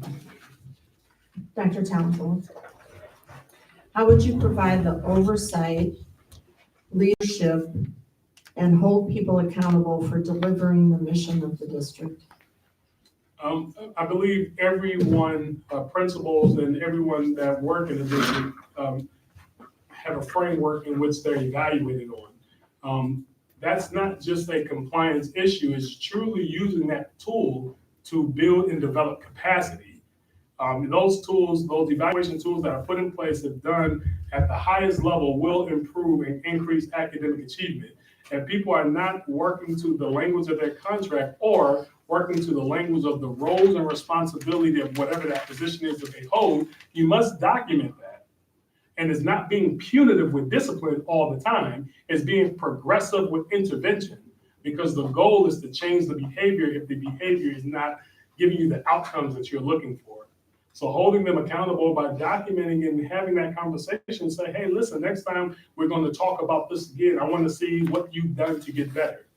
And if they've gotten better, move on to the next area in which support may be needed. Thank you.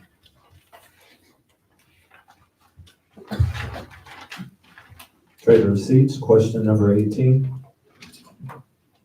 Ms. Dr. Townsend, if we were to ask your direct reports or administrative team to describe your qualities or your characteristics in 3 adjectives, what would they say? And then also it's going to be related to your teachers, your classified staff, and board members. And what would they say? They'd say that I'm dedicated. They'd say that I am honest. They'd say that I'm fair. They'd say that I'm trustworthy. They'd say that I'm reliable. They'd say that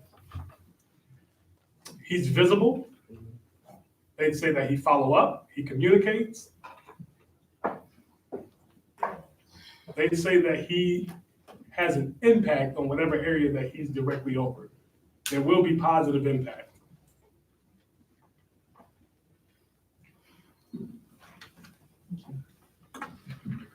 Mr. Bradley, question number 19. Dr. Townsend, why should we hire you to be our next superintendent? I think you have a champion for children, for families, and for this greater, and for the city at large in Benton Harbor.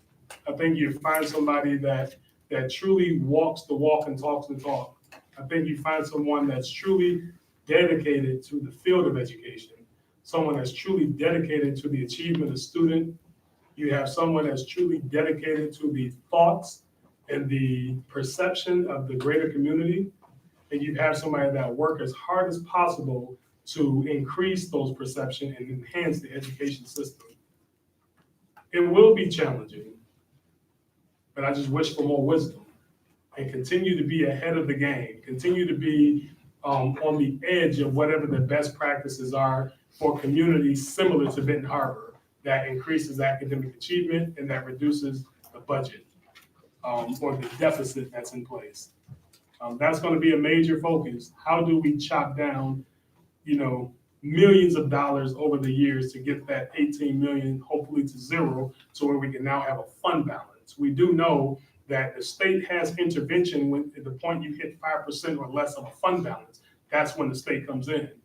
In my current district, we have a nice fund balance, but as a board, we set 8%. Now, I'm not a board member.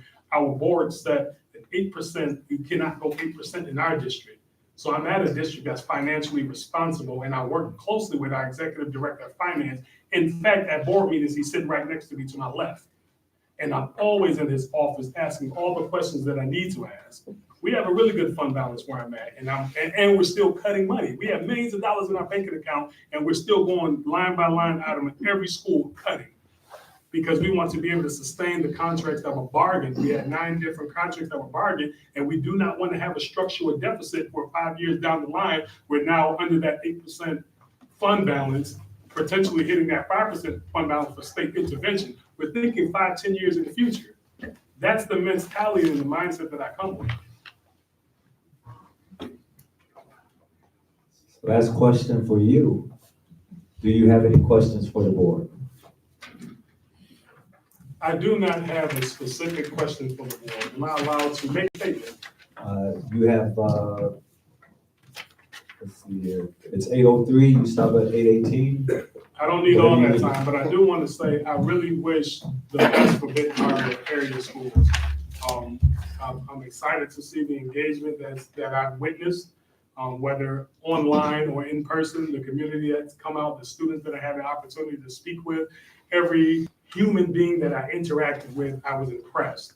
And I truly believe in the cause that you have here. I don't want this high school to close. I don't want this district to dissolve. So if I do not have the opportunity to serve as your superintendent, I'll still be following Benton Harbor, and you will be in my thoughts and prayers. And I do hope that whatever it is that is needed to change here in Benton Harbor, I hope you get it. I truly do. This is not about me. It's about the kids of Benton Harbor. I wish you the That's best. right. Thank you so much. Any questions for Mr. Townsend from the board? Dr. Yeah, I have one question. How is Mrs. Grace? Buchanan? Go ahead. How is Grace? Grace is doing very well. I was with her all weekend. My wife was on call, so I was with both of my kids all weekend. Had the time of our lives. We went outside, played catch. She obviously can't catch, but she's doing well. Love her to death, and look forward to watching her grow as a young woman. There you go. Dr. Rush? So if we have time, I have a couple questions, but, so you describe current school district as being I think, priority school or a partnership school? Yes, we have one school that's a partnership school, and that's Hoover Elementary. And so the rest of the district is not? It's not, however, the state allows us to use that partnership agreement plan as a part of our district turnaround plan. Mhm. So, can I go ahead since that was? Yes, ma'am, you can ask. So one of the things that intrigued me, and I am asking this sincerely, is that you said, you told us this last week too, that you felt the interventionists were not making a difference. And so you converted those positions into climate and culture coaches. And tonight you said that some of them were actually the same people. Yes, they were. So Okay. some of the interventions became coaches. So here's the thing, okay? There's a lot of jargon in education as well as in other fields. And just so you know, we also have a restorative justice program here. We also have social and emotional learning, et cetera. Could everything be better? Sure. But so my question is, what was the magic? If you took people that were the same people that were in one job and you called them an interventionist, and then you turn them around and call them a coach, and you feel like it made a huge difference, how did that happen? We had a plan.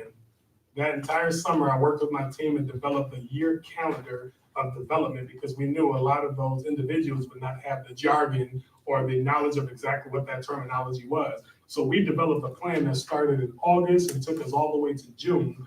Remember I talked about the partnership with Eastern Michigan University? They led all of our social and emotional learning training, and Nancy Schertzing led all of our restorative practices training. And on a bi-weekly basis, we brought those climate and culture coaches in for 2 hours, and we trained them, and they had a direct impact on the climate and culture in our schools. So it was through professional development of the staff. It was professional development of the staff, but it was the vision of our leadership, being in those PDs and communicating and putting a lead coach in place. We had 22 coaches, but we appointed a lead and met with that person on a weekly basis to see what was this week's communication. Even when we didn't pull them out of the school for professional development, what tips and practices were we putting out? Also, I talked about our newsletter. Every week we put out something called This Week in Wayne Westland. And under the support services part, we put specific tips and guidelines for our teachers and our families at home that they can do with their kids.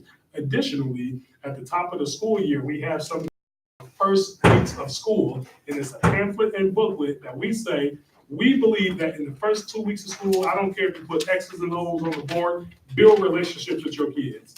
and giving them a SEL or a climate and culture coach starter pack from our department. We put together starter packs, talking pieces, different tangible items in place, and gave them a starter kit and a climate and culture coach manual.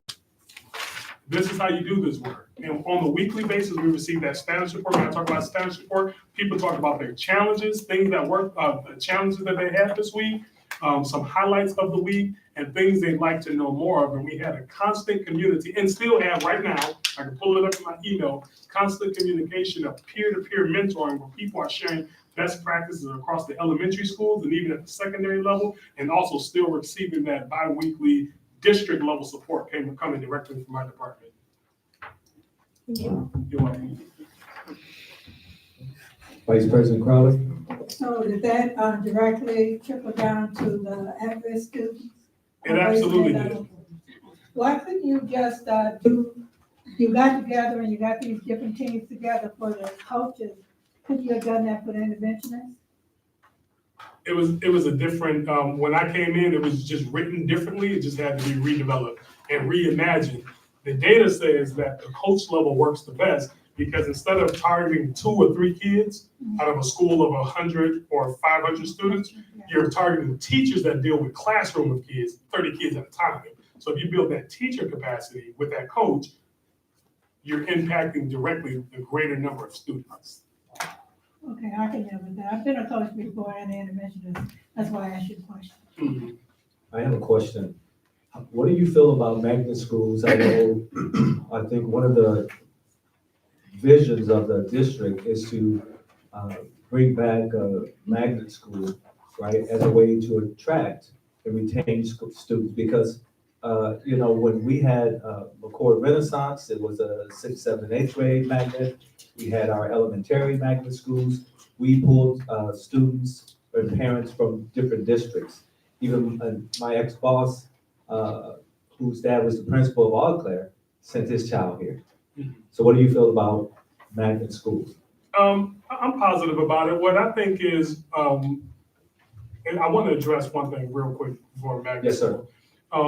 If I'm not mistaken, and let me know if I'm mistaken, your schools are on grade bands, meaning you have a 3-5 campus or something like that, 1-2 campus. And this is not a philosophy, it's just something to think about because you're talking about academic achievement. What is best for the kid? If a kid comes to Benton Harbor Area School as a kindergartner and go through the high school, if they went through the system the way it's designed, how many transitions are there? Are there 4 or 5? How many transitions? Should be 3. I would Because, say elementary, middle, and high school. well, how many schools will they touch? They touch it, and I'm asking truly for my knowledge because I was reading upon how the schools were designated. Is there a 6 through 8 middle school? It should be 4. It's 5 transitions? Is it 5? I thought it was 4. It's 4 or 5? Kindergartners would be 5. Okay, 5 transitions. Now think about this. Young people are going to 5 different buildings through their educational career. That transition is difficult on student achievement. How do you minimize that? In our district, we went from bringing out, just now, when we passed the bond, we did grade level reconfiguration and looked at the data.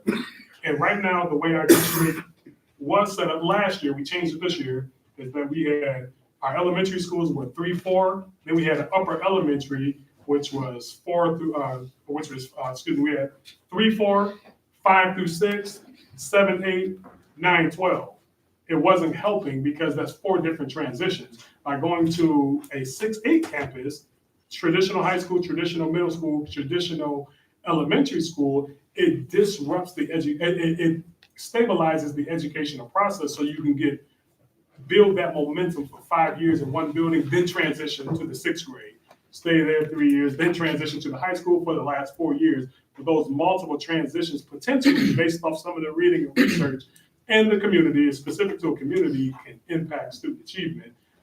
It's nothing that I will make a change on because it's what the board decides. But those are the type of study sessions that I love to engage the board in and look at what the data says on multiple transitions of students.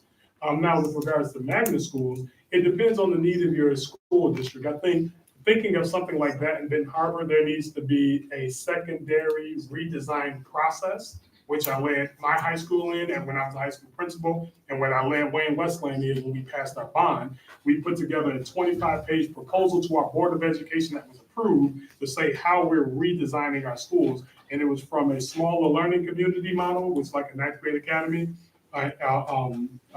smaller learning communities. It was also pathway programs, connecting our pathways and having vertical alignment from the high school down to the middle school and down to the elementary school. So I'd be supportive if it's sustainable in the district, finding out what young people's passion is and really connecting those passions to what we can actually do with the resources that we have.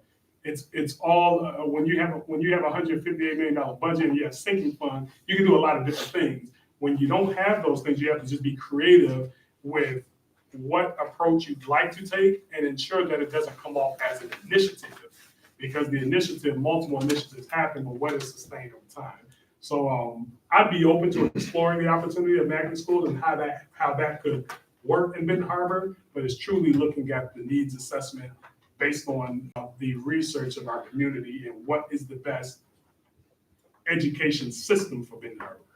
Thank you. I do agree with with the traditional models. That's the way I grew up. That's the way the districts are around us. If it works for them, it could work for us as well. Any other questions? Thank you so much, sir. Okay. If you hold on, the board's gonna have public comment, so you can go back to, I think you were in the room outside of the library and wait. I want to walk around a little bit. Yes, sir. Thank you for the opportunity. Thank you, sir. Thank you.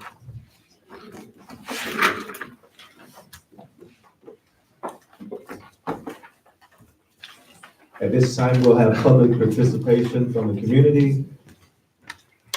And we have 3 minutes, but if we could speed it up a little bit in this whole place, it would be nice. Thank you so much. You guys call recall? One of the things that I want to stress is that I was very impressed.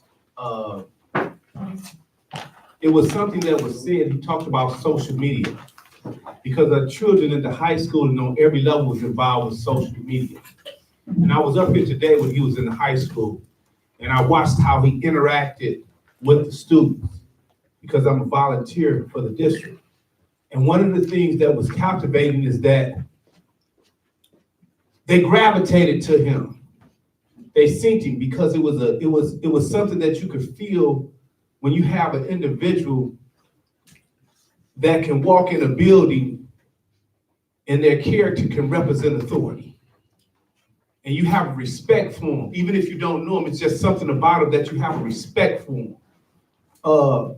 When it comes to this district, politics has been a big issue. And one of the things that I really have to stress is that I've continued throughout my tenure to deal with the individuals on the state level.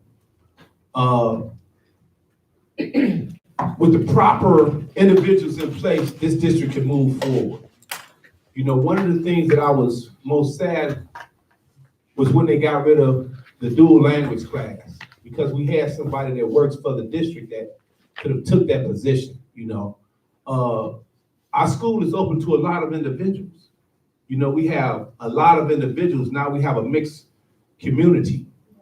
And in order to move us forward, we have to have someone that brings in a way to go at their title money, their grant money, you know, to get things done, you know. And that's one of the things that I was really impressed about, because when you're dealing with the state, and as I said, I've talked with a few people, and I know that they're working on a lot of things, but when we have a superintendent, we have to be able to give him the reins to where all of those other things are put aside, you know, having this review board, this review board, this review board, because it will actually take away from the job that we need to get done. And I've also talked with Mrs. Parker about this, as well as Poppy, and I've been on the phone with a few people, because I believe once the right superintendent is put in place, and his things are implemented, we can move the district forward. Because like you said, there's a lot of kids that really are hungry for knowledge and education.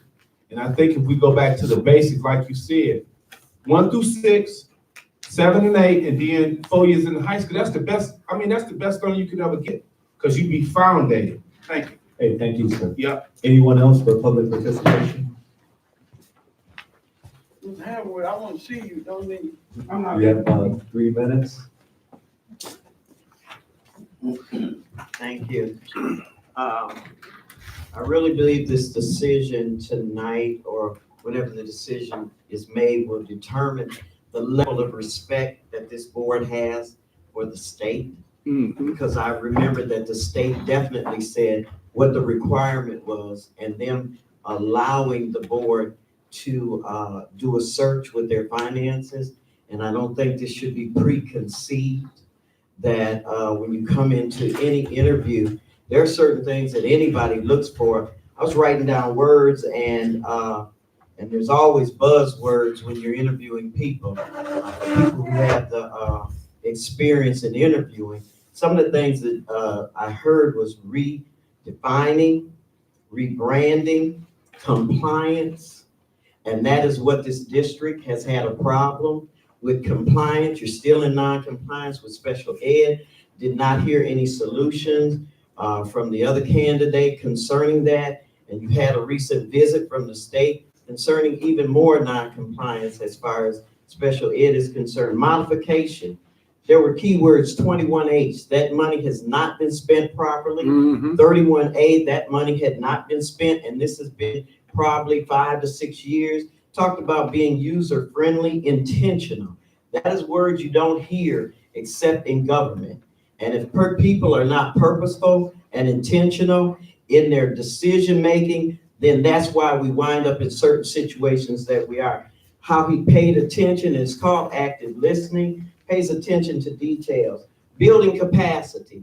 And anytime a person can expound upon capacity building, that person has experience. That is training that I know some people have taken in this community, and it's a very strategic training about capacity building.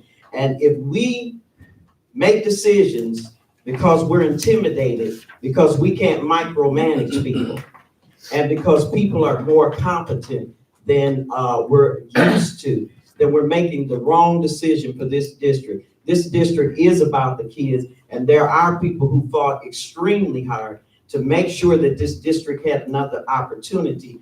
Don't take it for granted, because when you sit in a position, you have a sworn oath to do what's right for the district, and not based on who we like and who we don't like. And I appreciate, I will in less than 30 seconds, because the last interview, there were people watching on Facebook. The body language was not respectful for candidates, and there were people who wanted to be here, and they made statements, because statements were made about somebody just coming late in Chicago traffic.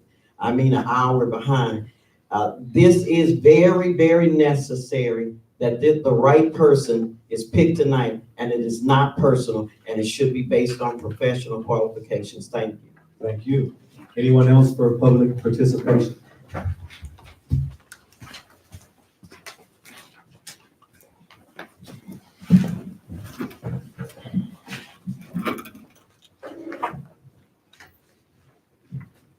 Reverend Edward Pinckney. When I first came here today, I didn't think that the meeting would be productive. My way of thinking that, most of you have already had your mind made up, and it was going to be business as usual. But after sitting here and listening, I'm impressed. I see a new day and a new way coming for the city of Benton Harbor, and also Benton Harbor High School. I see things that are happening today that overly impress me. I saw a young man who knows how to go out and get money. That has been one of our pitfalls. we had never had the ability to go out and get this money and utilize it for our children. To me, there's nothing more important than our children. What's happening today around our community, it was set up over 20 years ago. We finally hope and pray that we get someone who's going to do the right thing with a little integrity. Integrity. Take care of our children. And one of the things that I would like to see, that we bring back vocational training. Electricians, plumbers, carpenters, pipe fitters, bricklayers. I think that this is an opportunity that someone might know how to get this grant money so that we can start having these vocational training within our school system. We got to change the way we do business. It can no longer be business as usual. And it's not about us, it's about our children. And we have to figure out a way how we're going to incorporate the parents. We cannot be successful without having the parents involved. I know that's right. So I'm excited today. I tell you, I sit here all this time. I kept saying I was getting ready to go, but very, very, very impressed.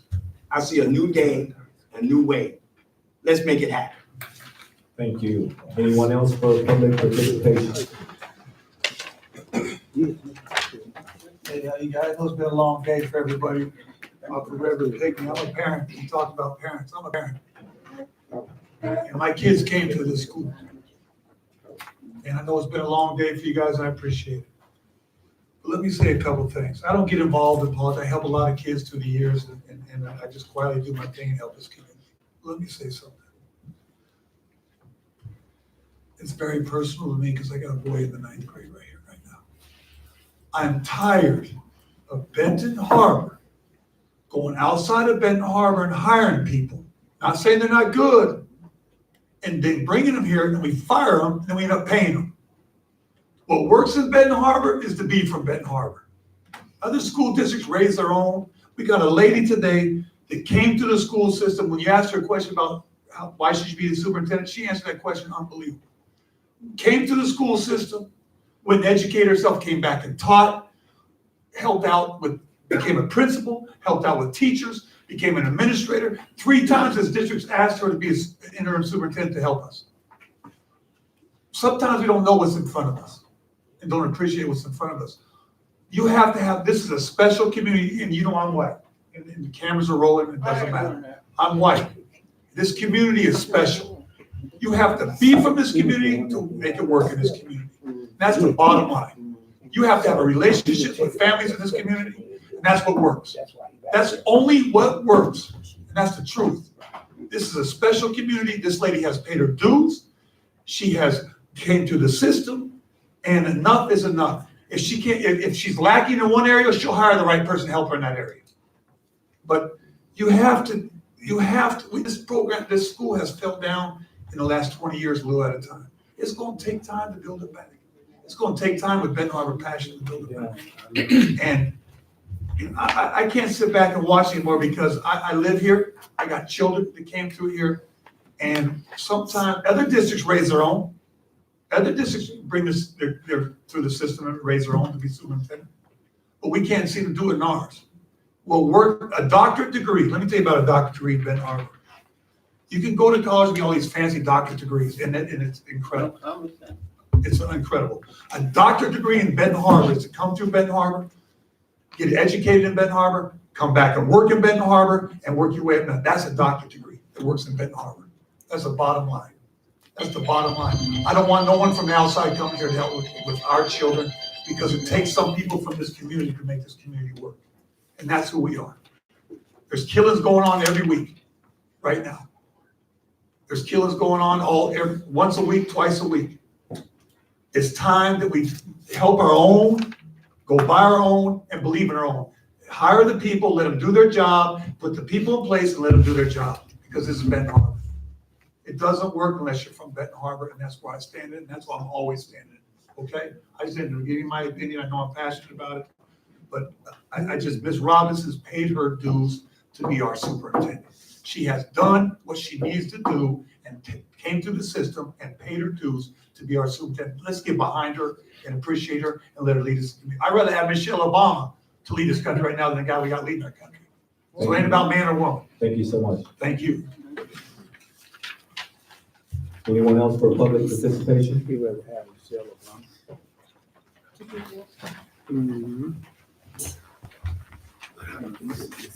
That's my now. Hello, I am Danetta Moore, a parent of a senior within the Benton Harbor High School. I have had 2 other children that have already gone through and graduated. I have had the opportunity today to sit with both candidates. I am appreciative of both of their knowledge and experience. But what I have seen in the history of the school is a lack of accountability. Things have been identified, but the accountability process has been lacked. So you can have experience, you can be rooted and grounded within something, but if you never come to the place of being willing to accept your accountable portion or the part that you played within something, there's an issue. If we can clean the slate, no matter how intimidating it may be, we should do that. Being able to bring in those numbers, the funding that we need to exceed and excel and to be able to open up opportunities that were once closed. We need to do those things. It would be great to have someone in a position that we are familiar and comfortable with, but we also need to look at the foundation of it. We are rebuilding this system. So it's not about being nice. It's not about your education, because you can have an education and that many people obtain it in different ways. We're not in the classrooms with them. We don't take the test with them. But the results and the numbers, you can't shake it.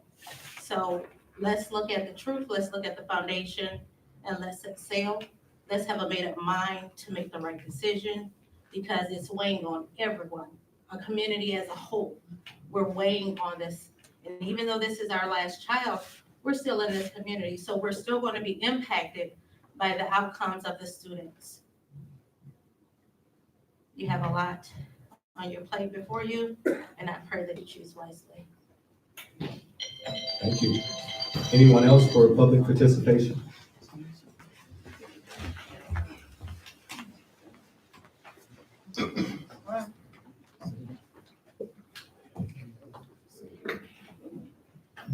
Good evening, board. Good evening. My name is Felicia Harvey. I'm the truancy prevention specialist for Benton Harbor Area Schools, and I come to you with a humbled heart. My heart is beating so fast right now. I know this is a crucial decision that one must make. I hear Ms. Danetta, I've known her for a time, community folk and citizen, and for her plea. But as I look around, where's our community? Where are the people? If their voice was so arduous and so intentional about change, then they would be here. But I work in this district. I've been a graduate. My father was a teacher here for 46 years in this district. My children, 2 of them have graduated. I now have a freshman here. I have concerns. I too have graduated as well. My mother worked here. God rest her soul. Good job, yes.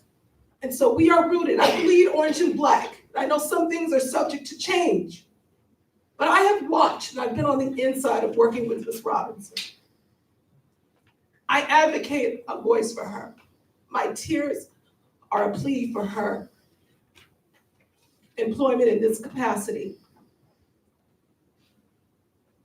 When I was hired in this position as the truancy prevention specialist, there was no job description. They wanted someone who was integral, someone who communicated well with parents, and also advocated for children. My name had been thrown around. I had been an interventionist for 9 years in this district. And they asked me to apply. And I did.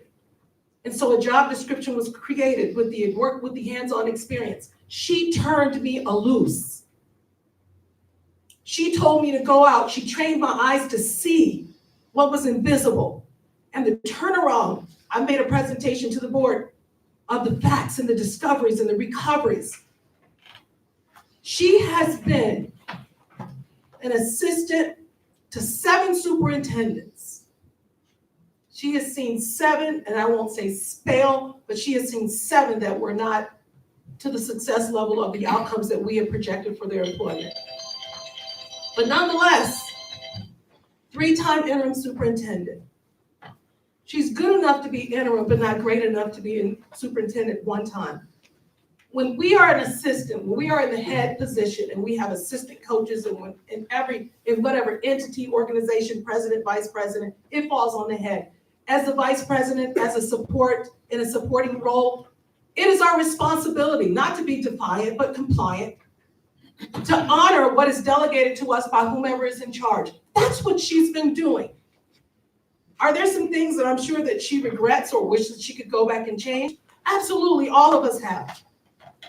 But to allow her an opportunity to allow her voice to make the choices, allow her voice to lead, I think we owe it to her to allow for that opportunity for these children. I know she loves this district. I know that she loves change. She is promoting change. I'm on the inside.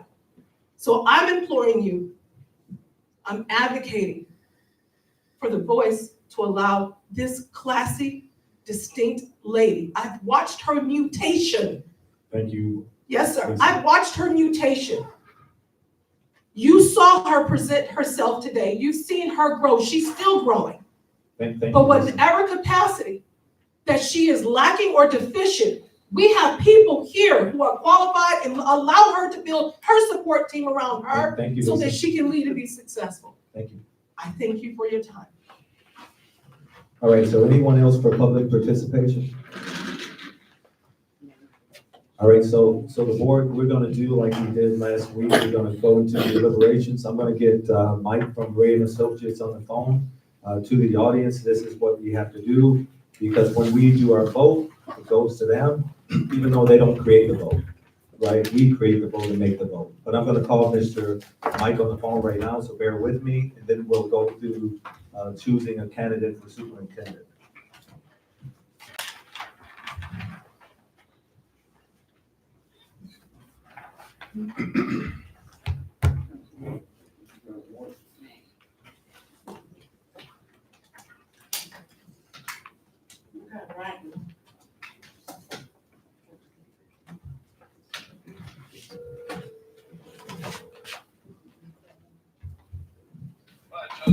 Yes, sir, Mike. So we just finished with deliberations of both candidates. That's our official, I will tell you. Yeah, well, I think candidates were efficient tonight. So we're ready to deliberate to find a superintendent for Benton Harbor Area School. And so we'll go with the same procedure as last week. Right. I'm gonna turn my phone up. Hold on 1 second. I think I'm all the way up. Can you hear me clearly? Yes, I can. Can you talk up just a bit? Absolutely. Happy to do it. All right, so you ready? Sure. Hold on. What you said?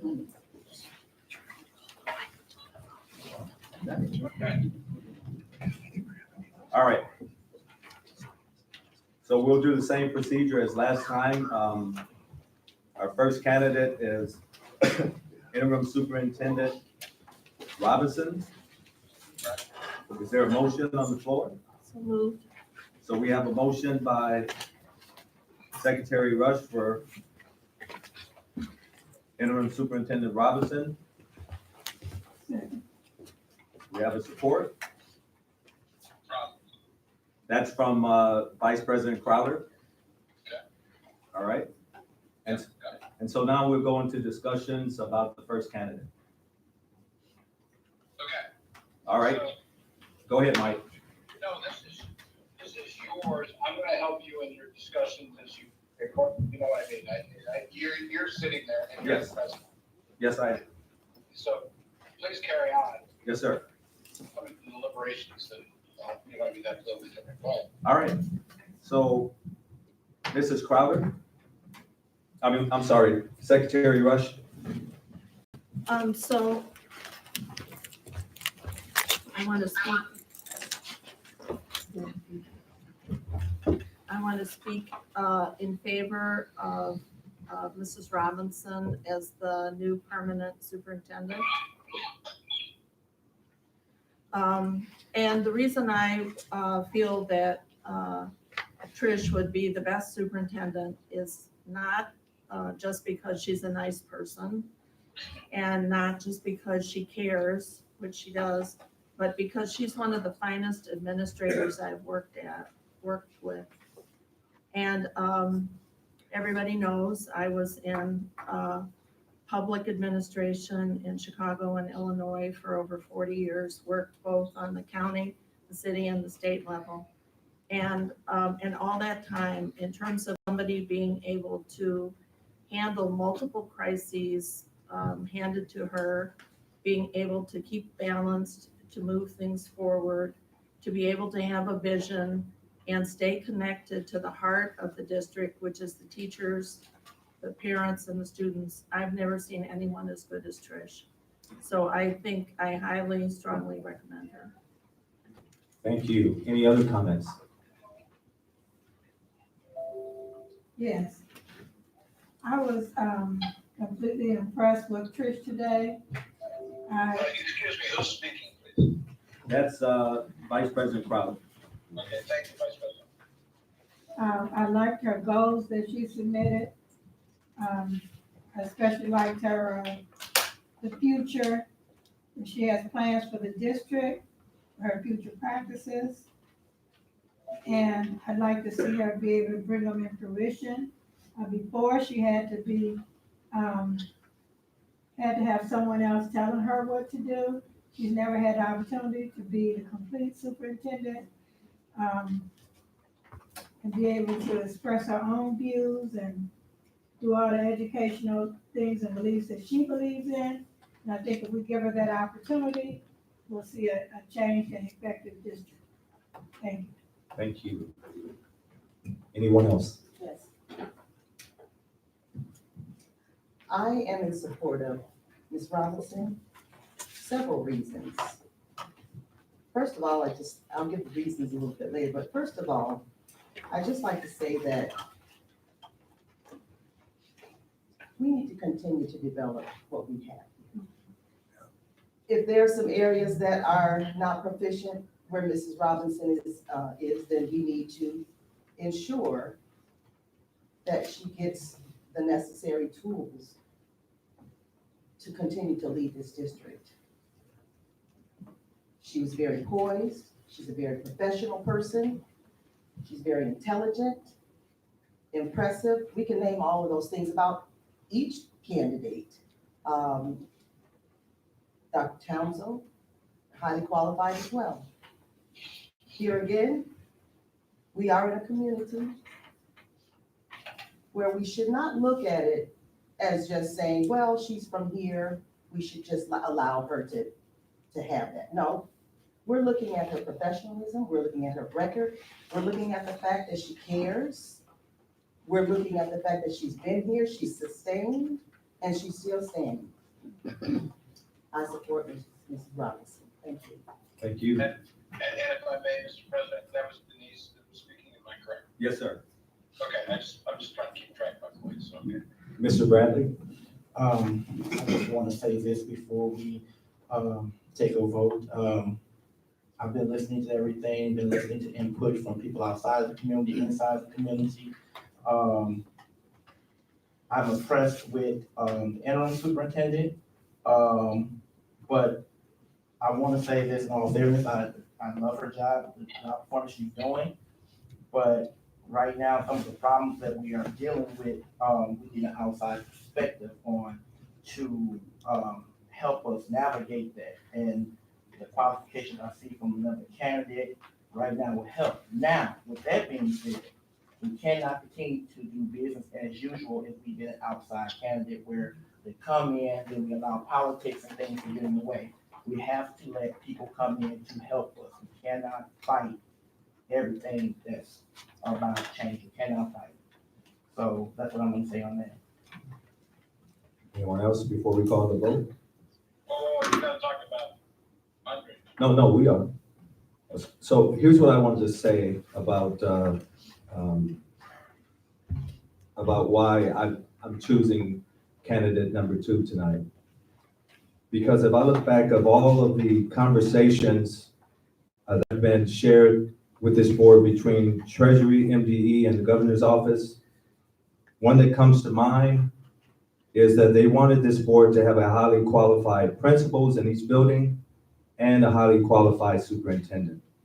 And I think and believe that when we're in discussions and negotiations and agreements and partnerships, we can't think that we're just done and out because we have an advisory board. That's not how this is gonna work. I've been sitting on this board almost 10 years.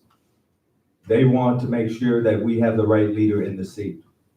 Also, this board has to make sure that it does what is in the best interest of our students. Mm-hmm. And I don't think it starts with one person. It's a group of people up here making decisions. They have to check themselves. They're the ones that have to go home and look in the mirror after this vote. Because at the end of the day, the district can be dissolved based on board members' inability to make the right decisions to save the district. And I mean that because I've been sitting in the seat so long, I know and I understand it. And the last time I checked, students and members of Benton Harbor area schools wanted this board to save the district. And in order to save the district, it starts with putting a highly competent, highly qualified candidate in place to lead this district as the next superintendent. And the only candidate, in my opinion, that this board and community has heard tonight, because I'm gonna add tonight to this, is Dr. Townsend. And so my vote will be no when we get to the vote. All right, candidate number 2, Dr. Townsend. Any comments about Dr. Townsend? Do you want a motion? Yes, may I have a motion for Dr. Townsend? So moved. All right, so moved by Mr. Bradley, is supported by Ms. Lou. Mr. Bradley? What I've seen out of Dr. Townsend is, someone who is willing, who has to come into this community, who has researched our community, who's willing to come in, roll up his sleeves and do the work, and to help us with what we already have. He talked about rebranding, and sometimes you have to do a rebranding in order to, go back and look at where we're at. I like the fact that he alluded to Tiger Pride. There is no greater feeling than being a Benton Harbor Tiger. I can tell you that from being a 2005 graduate. I can tell you the excitement when I walked the halls of Boyd Montessori, then it was on to McCord Renaissance Center. And the excitement that you felt to go up to the high school knowing that your brother was class of 93, and had different family members walk these hallways. And so when you have someone coming in that wants to help restore the roar, that's good, and coming in and being innovative, bringing in innovative ideas and wanting to work. So that's what I would say on that. Thank you. Anyone else? I would just say that, I kind of said it in the first statement, but when you look at the data, Because when you sit here as a board member, when you sit in the place of a teacher, when you sit in the place of a superintendent, a CFO, et cetera, the only thing you have to go by is the data. His data is factual. When you think about turning around a district, he's done that. We just hired a turnaround principal. You gotta have this whole leadership in a turnaround status. The clock's ticking on Benton Harbor area schools. And I'll say it again, as if we think that we're safe, right now we're like Korea and North Korea. We're still at war, but there's a treaty. That's where we're at right now. So even though we're at an advisory capacity, they're gonna look at what this board does. Do you want your school? Do you want your district? You have to make the right decisions. As I stated, I've seen it. I've been here, done that. I've been here for the consent agreement. I've been here for the cooperative agreement. I understand this game. And without good leadership and a good visionary at the helm, we'll be left behind and this district will falter into non-existence. But if we choose the right person, we can move this district forward, because at the end of the day, it's about the students. And as I stated the first time, the community asked us one thing, and that's to save their district. They didn't say tear it down, so make the right decision tonight. Any other questions? Yes, sir. And I also want to say this, whatever direction we go, we have to be united. We have to stop this victim mentality. We have to stop pulling down each other. We have to stop the infight. The politics have to stop. We have to come together as a community. Someone on the outside has said something about my job that has nothing to do with what I do on this board. This is about the children, the future of this district. We have to come together, churches, schools, parents. We have to come together as a community. And Well, Mr. President, you said you listen and you hear everybody coming in complaining and want to do this and want to do that. Now, I don't think no one has done much for these students in Benton Harbor that I have. And you talk to the people at another level, they say things that do this, you should get this when you send to school. Now, I had nothing against Ms. Robinson. She's sweet, I like her, but I want somebody that's gonna come in here that can get grant money. But our kids are hurting. Somebody mentioned about somebody getting killed the other night. That starts at home. As a parent, you got to be able to control your household. Ms. Robinson, Mr. Taylor, nobody can do that. You as a parent have to step up and stop criticizing each other. Like Mr. Bradley said, I don't care what they say, do. Like when they ask for transportation. Everybody, I know Lou gonna vote my way to do this. I'm my own woman. That's right. I vote the way I want to vote. I close my eyes and I can see the kids in Highland Project, bus project, not going to school. Them parents ain't gonna take them to school, but I've got them taking a lot of kids to school. So I'm gonna vote the way I feel. I've been praying about it. I've been thinking about it, and I talked to some people that were administrators. Go with what you feel, Lou. That's what I'm gonna do, Mr. Taylor. I'm gonna vote for Mr. Townsend. Yes, ma'am. With that being said, Secretary Rush, call the vote. Okay, how do you want to do this? So we'll start with Interim Superintendent Robinson. So She said two. the choice, the choices. Yes, sir. Yes, she's giving me to do that. The answer is yes or no for each of these candidates, okay? For Patricia Robinson as the new superintendent, President Taylor. No. Vice President Crowder. Yes. Secretary Rush, yes. Treasurer Denise Watley Seeds. Yes. Ms. Buchanan, No. Mr. Bradley, no. Mr. Watson. No. Okay, second candidate, Dr. Andre Council for position of the superintendent. President Taylor, Yes.